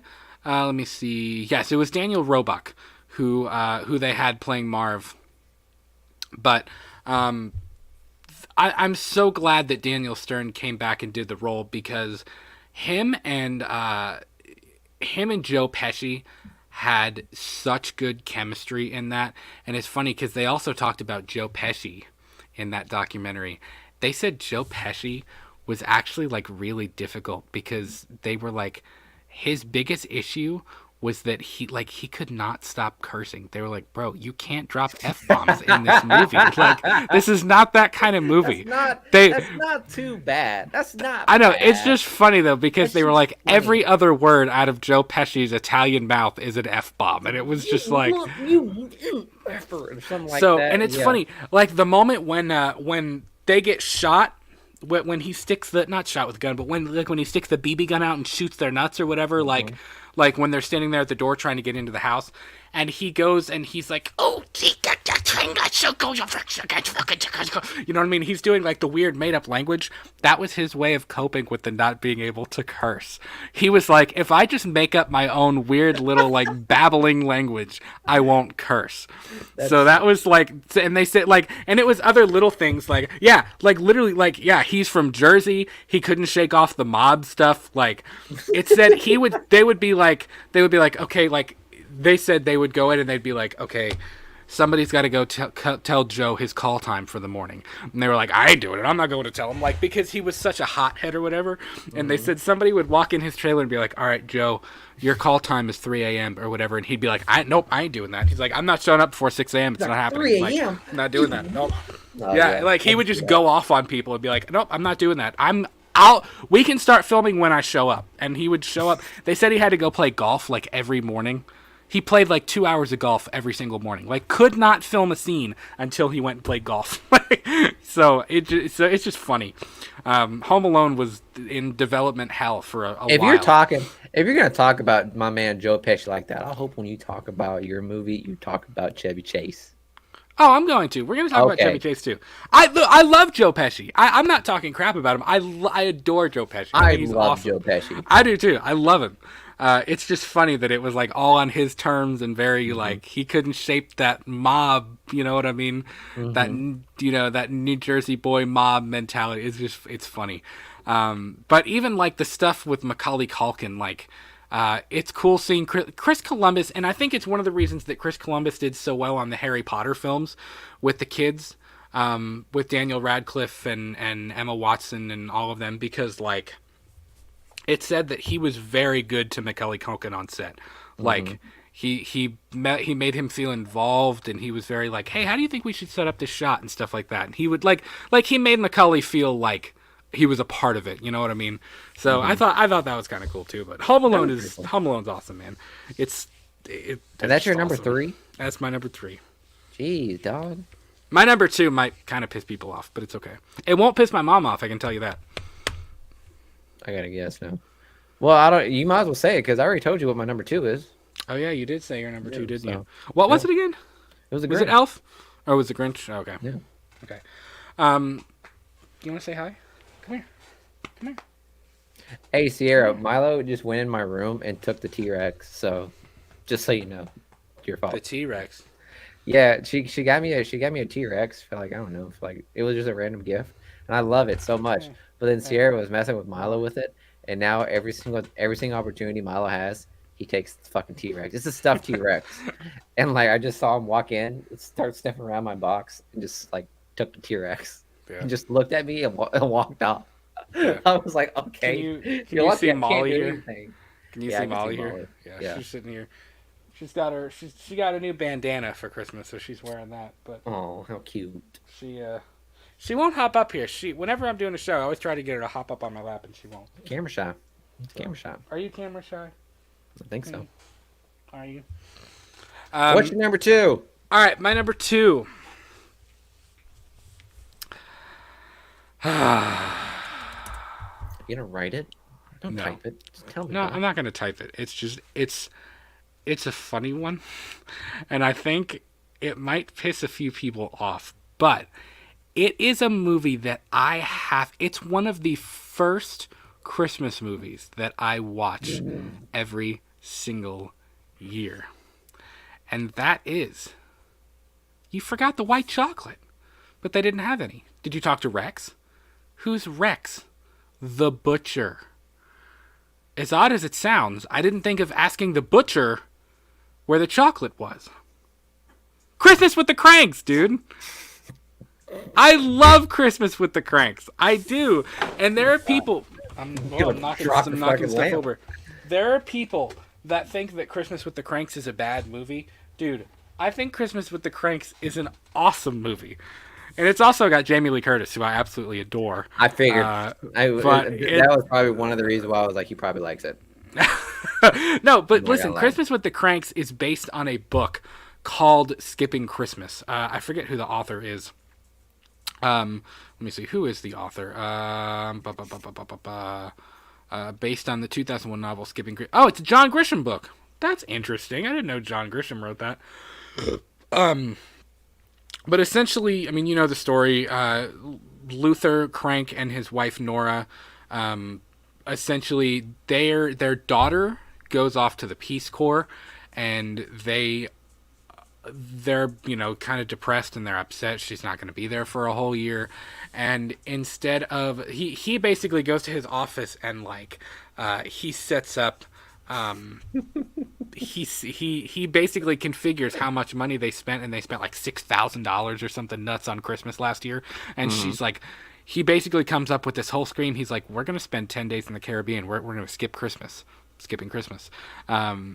and all this stuff, and then at the end of the film they realize that their daughter is coming home for Christmas, and she's expecting to see like all of the traditional Christmas stuff, and they have like a Christmas Eve party. It's a great film, and they're dealing with like their neighbors and the town and everybody trying to like, you know, it's such a good film. There's so many good one-liners, like my mom said, like Tim Allen's in there. I got a Botox injection. She's like, Botox treatment. Yeah, and he's sitting there trying to eat the fruit and stuff, and he takes the fork and he's like he's like choking on it, whatever. It's so funny, dude. It's pretty. He's taking the fork and he's like stabbing himself. He goes, I can't feel anything.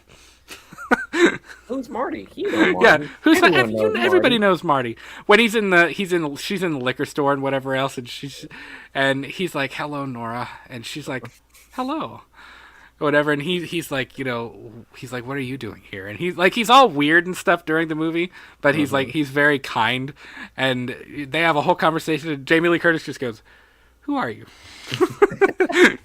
Nobody knows who he is. But it's just it's a good one, man. The soundtrack is great. The story is great. It's amazing. I love it. I love it more than some of the other ones, which might be hard to believe because there are people that think it's a terrible movie, but I think it's great. I mean, it's one of those like underrated kind of Christmas movies, you know, because I don't know, it's one of those movies where you kind of don't really. It's not like something that you think of immediately. Yeah. But it's something that you find. It's like a hidden treat kind of thing when you're going through the internet. Yeah. So yeah, Christmas with the Cranks. Well, it's funny and it's got heart. It's got a good message. It's got like good characters. Dan Aykroyd's character is awesome. Like all the characters are cool. The neighbors are cool. Dan Aykroyd again was a perfect, like a perfect casting choice. The whole Walt and Bev thing, like with her having cancer and the cat and like all of that stuff, like it's great. It's funny. Frosty, Frosty, free Frosty, free. All the kids like chanting outside of their house, free Frosty. Mm-hmm. It's awesome, man. Oh man, Dan Aykroyd. Now he's a conspiracy theorist, I think now, or he's like a alien is he? Or whatever. Yeah, he is. He's an alien hunter. No way. I knew Randy Quaid was. No, yeah, like there's reports that he was like approached by the Men in Black, I think is what it was. Yeah, Dan Aykroyd was approached by the Men in Black. If you guys know what I'm talking about. You guys know what the Men in Black are. Pretty sure I'm thinking of the right Dan Aykroyd. Yeah, I'm thinking of Dan Aykroyd. May 10th, 2010. Dan Aykroyd rants about aliens and UFOs on Larry King. Yeah. Yep. The beginning of this article from May 2010 says, Dan Aykroyd explained to Larry King that not only does he believe in aliens, he believes that aliens should be arrested and that 9/11 is the reason they don't want to hang out with us. Damn. Well, I say this one. Dan Aykroyd's UFO TV show that never aired and his alleged run-in with the real Men in Black. So, he went off the deep end. Oh, apparently Dan Aykroyd is on Joe Rogan. Oh, are you serious? I gotta watch it. Oh my god. Oh, what am I? What Listen, Dan Aykroyd is a great actor. Or Dan Aykroyd on Joe Rogan. What a Dan Aykroyd is in that I guess I'm gonna go ahead and say my number one because this kind of brings us into my number one, which is my favorite Christmas.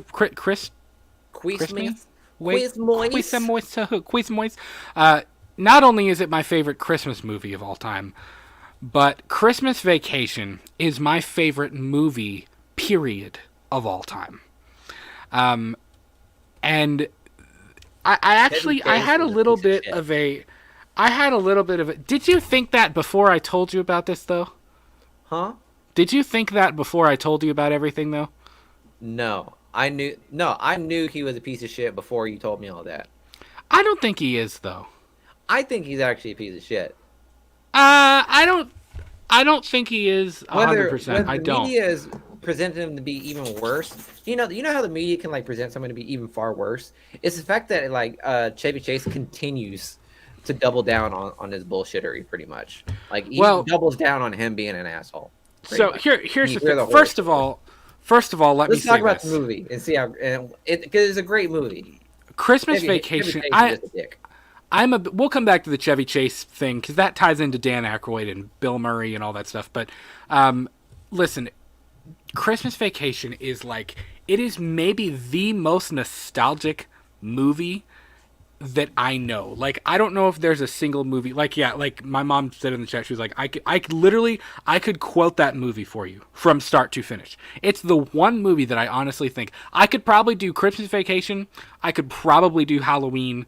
But I could literally quote it from top to bottom. It is pure comedy gold, but it's also got a good message.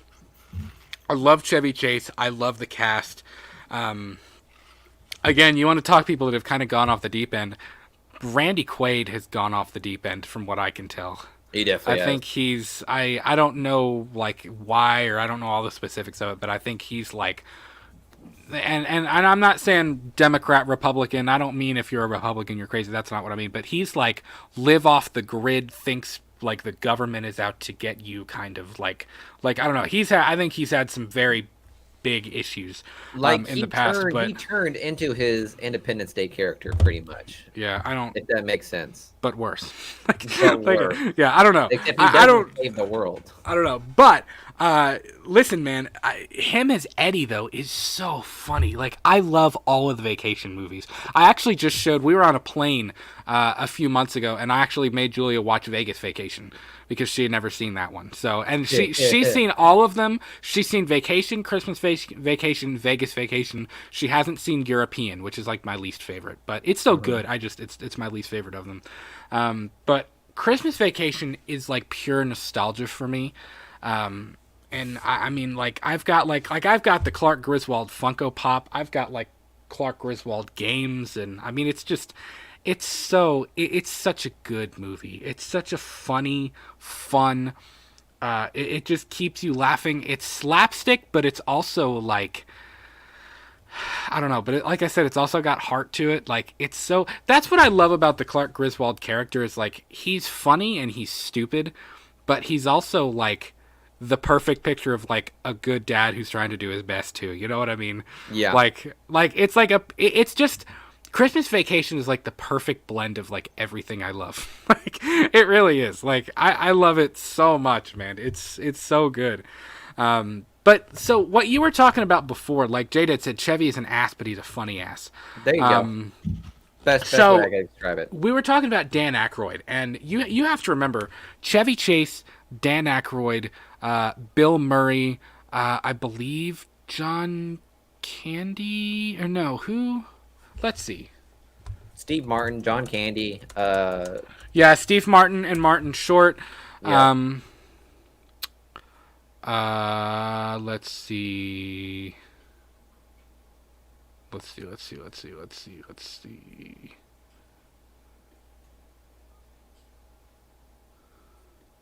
What years was Chevy Chase on SNL? You're talking about the SNL cast during that time. Yeah, like who was in that SNL? I could find that real quick.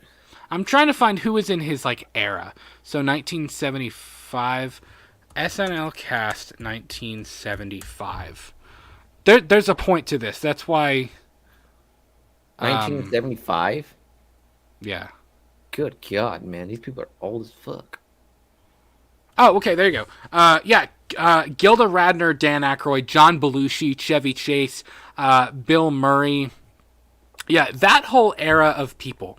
So, like, I was telling my mom about this before, and she was like, you know, like, you have to remember, like, I said, so, like, Chevy Chase was, like, a pretty popular Saturday Night Live, like, cast member, right? And she was like, no. She said Chevy Chase was Saturday Night Live when he was on it. Like, he was literally the face of Saturday Night Live. Like, he was hot shit when he was on that show. And I think, I know, like, he had a very hard childhood, and I think, like, he has said it, like, being that sarcastic, like, I'm just going to tell you how it is, was his way of, like, coping with that when he was a kid. But also, like, I'm trying to think, but also, like, I know there have been multiple people that have said how difficult he is to work with. If you think back when we were talking about Home Alone, Chris Columbus actually left Christmas Vacation as the director because he clashed with Chevy Chase. He thought Chevy Chase was a douche. And so many people did. I'm curious to see that famous rant that that he had like in Christmas Vacation, and when he was ranting to the entire family, every single one of the families was wearing cue cards in front of them. So yeah, they were. Yeah, he was reading lines because he just didn't want to like remember the lines. I was like, bro, like just like improv. If you're so great, like I don't know what to tell you. So I think. It's really sad because I love the guy. He's one of my favorite actors of all time. But he's hilarious on the Community. I liked him on the Community, but still, he was a piece of dump, like behind the scenes. If you think back to that SNL thing, I watched a whole little video about it, and yes, Rosalia, Bill Murray didn't understand why Chevy Chase was like the face of SNL, because Bill Murray was also on there at the same time, and Bill Murray's freaking hysterical. And I mean, John Belushi, they're all hysterical. You know what I mean? That whole era is hysterical. And it like Bill Murray, I don't think understood why Chevy was like that, but Chevy was also kind of a dick about it. Like it wasn't like a humble like. You know, like they weren't humble to each other, and I think the two of them clashed a lot.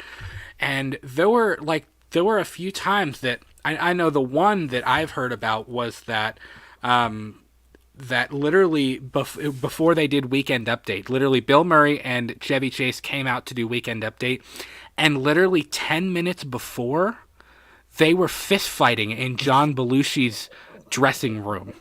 Like Bill Murray and Chevy Chase fist fought, I believe, on multiple occasions, and then literally walked out together moments from beating the hell out of each other and did Weekend Update and like did their SNL skits together. That is called professionalism.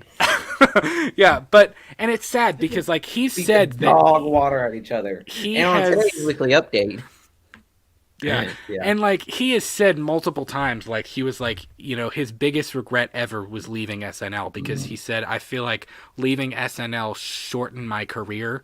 Like Chevy said he feels like if he would have stayed on SNL longer, he feels like his career would have had more longevity than it has, because essentially, like I watched an interview with him from 4 years ago. I think it was the Washington Post, and I'm going to be real. The reporter, I was not a fan of the reporter was like, I've talked to him many times and whatever, but the reporter was kind of gaslighting him. He was trying to egg him on. He was trying to get him upset. You know what I mean? But like, I think, you know, he basically like Chevy had a script and it only had like 3 lines in the script. And the guy was like, you know, why are you, Chevy Chase, sitting here with only 3 lines written for you? Like, why don't you have like more roles and stuff? And Chevy was like, I don't know. And he kind of like, he was like shaky and he was like breathing. He was like, I need a break. I need to take a break. Like from the interview, whatever. And they went and had coffee and stuff. And like, but like, he doesn't seem like he's in very good health. And I think he has a lot of, not regrets, but I think he wishes that he could have worked more than he did in his career. You know what I mean? So I don't know. I feel for the guy. I mean, I'm not saying that makes it okay to be a jerk. You know what I mean? To people, or like to have done so, like the fist fights during SNL and stuff like I'm not saying that's okay, but I kind of feel for the guy at the same time. You know what I mean? Good night, David. Take it easy, buddy. You know, I kind of feel for him. So I don't know. I can see where you're coming from, but you know, from all the stories, my mom said, "Get off Chevy's back, Miguel." All I'm saying is all the stories I've read in reports and people talking about Chevy Chase and how he was acting, and every single one of the projects he's been on, it's almost as if like, why are people like people are only willing to work with Chevy Chase because of his legacy? Because you're able to say that if you're willing to deal with his tomfoolery, then you can work with Chevy Chase. I've seen people like there was a skirmish between like Donald Glover and Chevy Chase on the Community, and you could feel that tension. It almost felt like a fist fight about to happen. Yeah. It was about to be one of those moments in SNL. But I'm not belittling Chevy Chase's acting chops or comedy. He is hilarious. But if you go off stage and you're a dick or a prick, you kind of sour the taste for But me. part of it though, and I mean, I've known people like that. Like my grandmother was like that. Like she wasn't a jerk. That's not what I'm Damn, saying. But Tanya. people that are so blunt with you that it's almost like, dang, like whoa, like you know what I mean. And Chevy Chase seems like the kind of dude that is so blunt about what he thinks that it almost comes across as him being whatever, but I don't think he ever meant it that way. Now, there are times he probably did. Like, I'm sure some of those times with Bill Murray when they're sitting there arguing and John Belushi's just like, and like that guy in John the video Belushi is the face of SNL. the guy in the video said that John Belushi was like friends with both of them, so he was like, "Come on, don't like." Meanwhile, they're sitting there fighting each other, and he's like, "Come on, stop! Like, I what are you love guys John like? What are you Belushi. doing? You know what I mean?" Yeah. But I don't know, it's hard. Because I don't think he's a bad dude.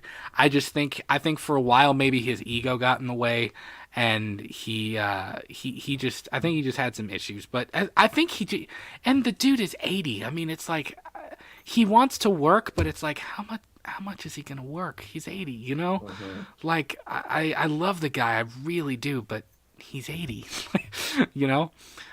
I don't know. Talk about his career could have been longer. Dog, you're still in the news. Dog, like relax. I How think old he were you in the community? I think he had a heart like attack or kicking. something. You were kicking like 70 when you were on the community. Like that's impressive. Like take what you got. I'm trying to think. Where?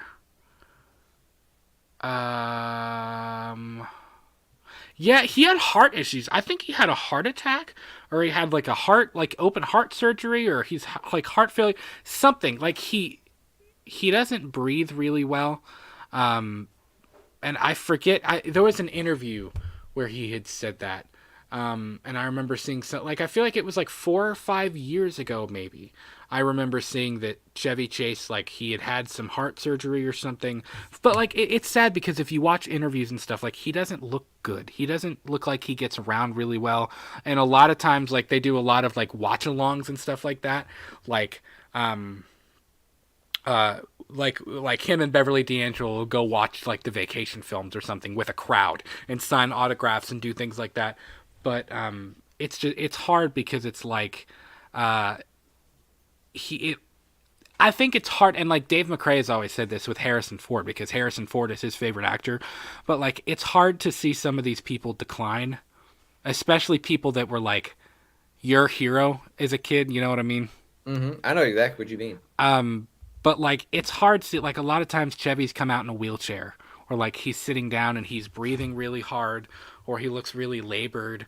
You know, it's hard to see that. But he'll forever be one of my favorite comedians. I mean, listen, you can say whatever about the dude's personality and how easy he is to work with, or like difficult or easy or whatever he is to work with, but Chevy Chase is one of the funniest people ever. He is.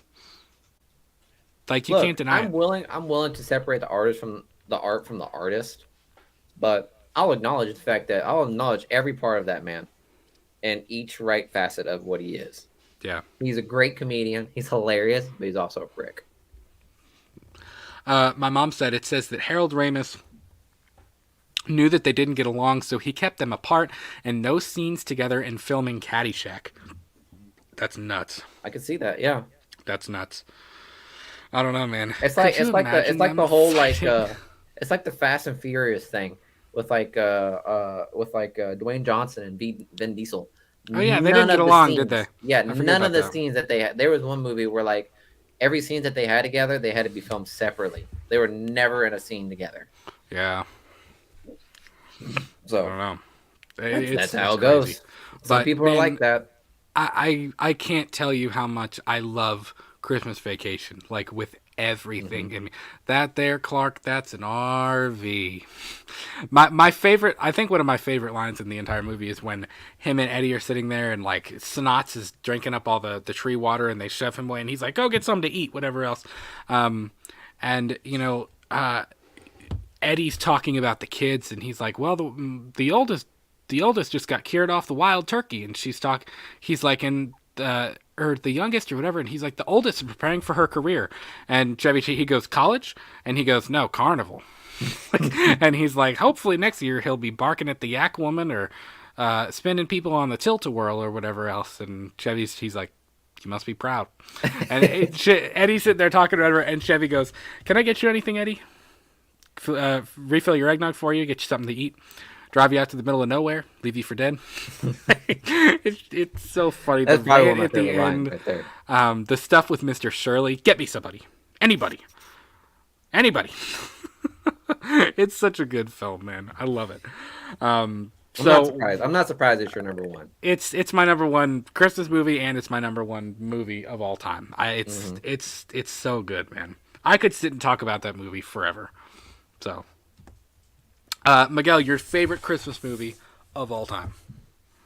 Okay, if you guys have been watching the show, for as long as we've done it, you will know already what my favorite Christmas movie of all time, and it's by none other than the man himself, the kindergarten cop, Jingle All the Way.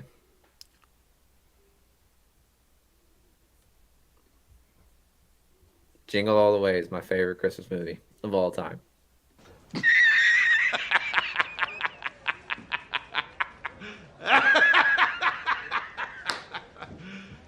You serious? It is. It is without a doubt one of my favorite Christmas movies of all time. It is without a doubt. He can leave. I told you my lists are always going to be controversial. You might as well accept that. Always accept that my lists are always going to be controversials. And understand this, with Jingle All the Way, Jingle All the Way is by far a childhood favorite of mine. I had the VHS tape for Jingle All the Way. And let me put the premise of it.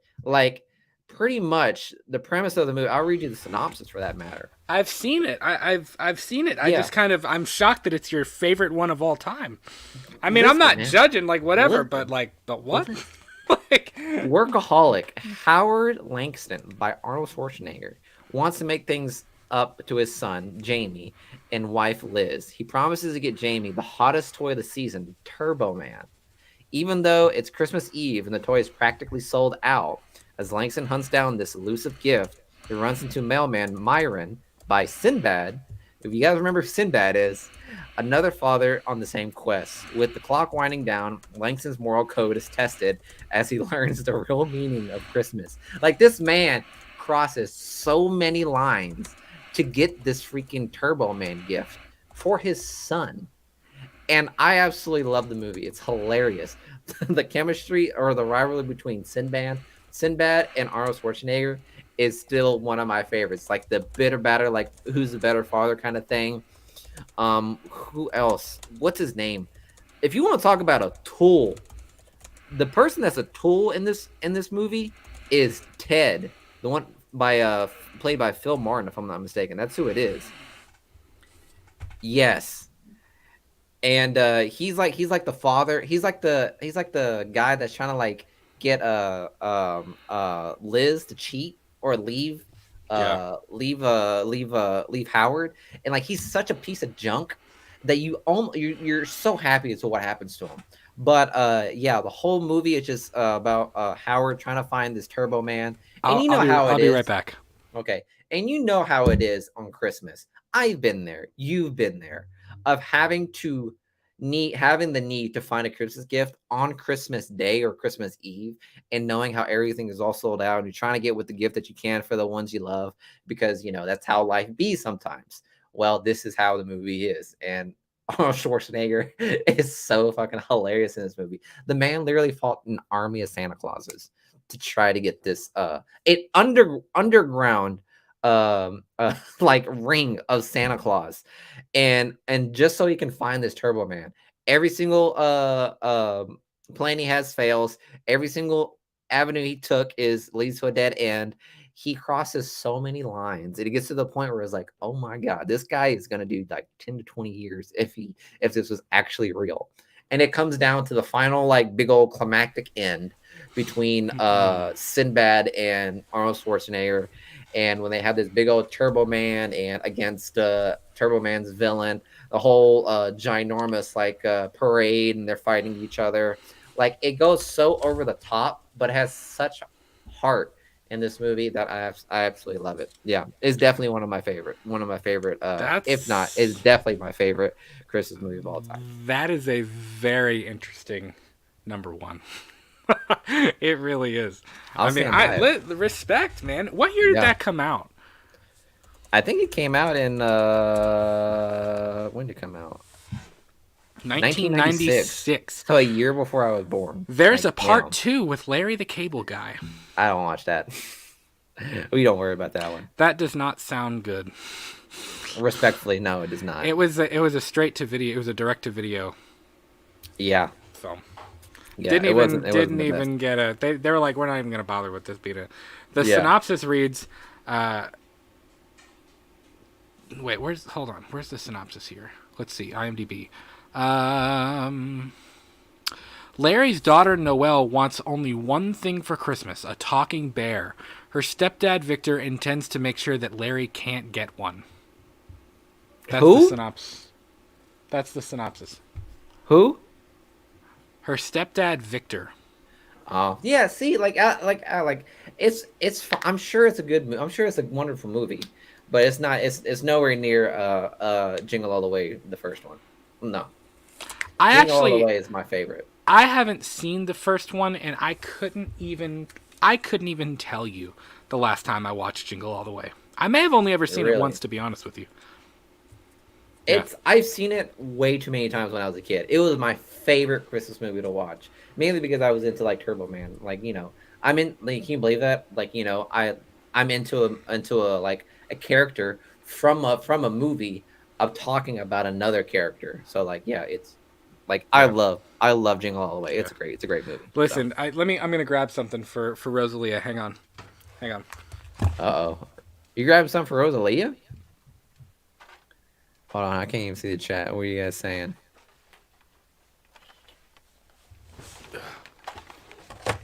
Every time I sit down. Every time you sit down, yeah. Every time I sit down, I almost knock over the record and the Santa. Listen, Santa's about ready to die. Like, so this is I got the VHS. This was my childhood right here. I'm gonna be honest with you. Yeah, it legit was. I have it on VHS, and I've also got the. It's starting to come off a little bit. Dang it! I gotta figure that out. I've got the Funko Pop, the Clark, and he's got the Moose mug. Are you not supposed to like take him out of the box? I don't take him out of the box usually. Well, with the Marvel ones, I haven't taken him out of the box because I like the box. They have him and they have Eddie. But they also have another variant where they have Clark and Ellen and the kids too. So, cool. Yeah, I wanted to show you that. She saw my quote.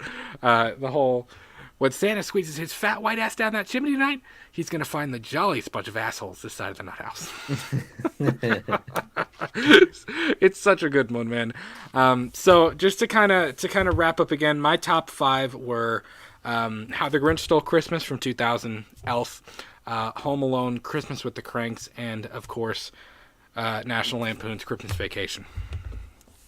And my number 5, my top 5 was Medea's Christmas, Guardians of the Galaxy's Holiday Special, the Santa Claus, Grinch, and Jingle All the Way. And of course, you can't forget Bruce Willis.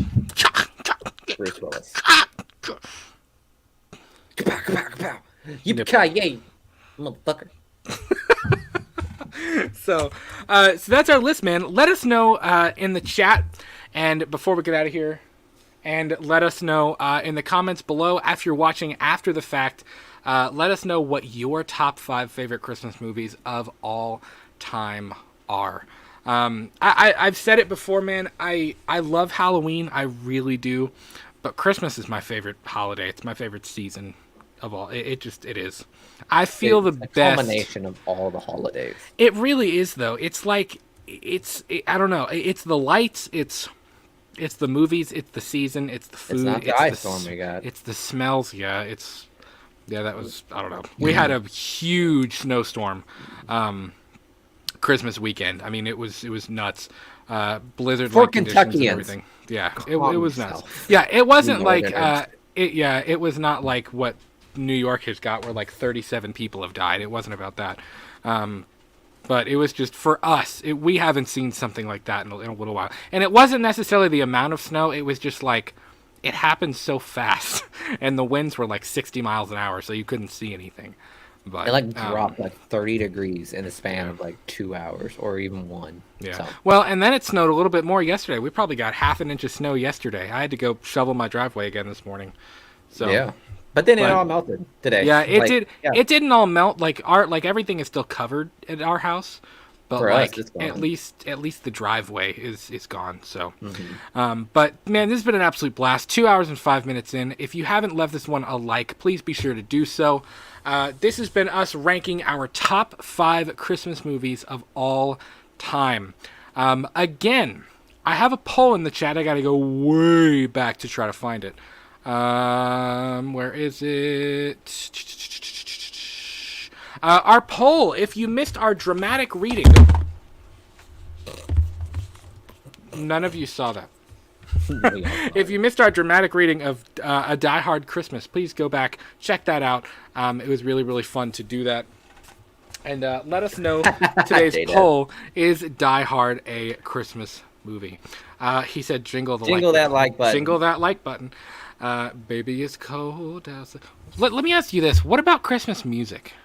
Are you a classic Christmas music kind of person, or are you a new Christmas music kind of person? I will listen. I'll Sierra will account to this. I will listen to Wham on repeat every single day. That's like one of the most annoying ones, though. It's amazing. There was a funny Facebook. Someone made a Facebook post. Christmas, someone made a Facebook post, and it said, "Mark's safe from hearing Wham." Yeah, I saw that. Yeah, last Christmas. Know, hey man, I guess I'm controversial with my favorites. I guess. She said, "Yuck, bah humbug." I don't know, man. It's fine. Like, I don't hate it, but also it's not like the one I go to, you know. Listen, there's a Spotify. I like the classic stuff, like Nat King Cole. I like that. Julia likes more of like the newer stuff. But like I like the nostalgia aspect of Christmas time. So, like, there's a Spotify playlist called, what's it called?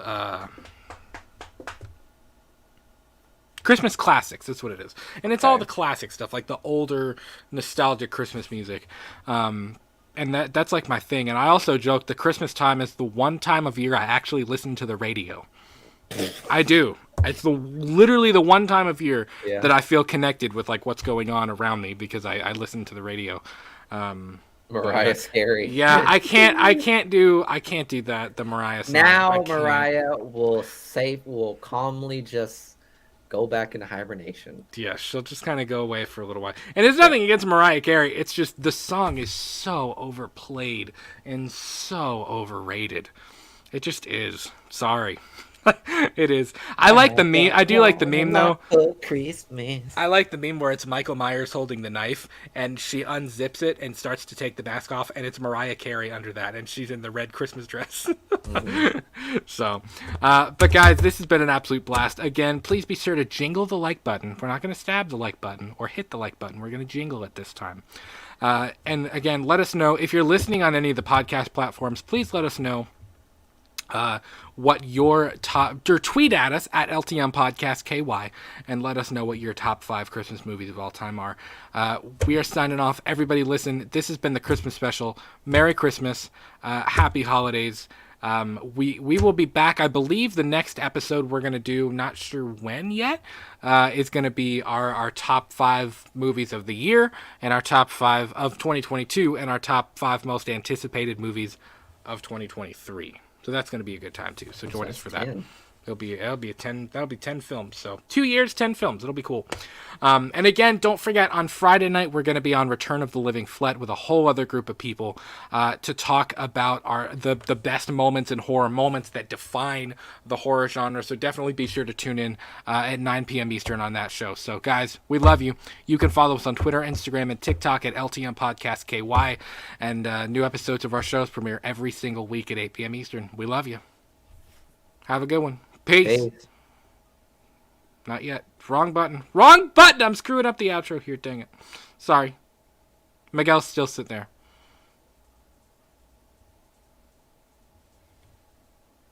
I don't want a lot for Christmas.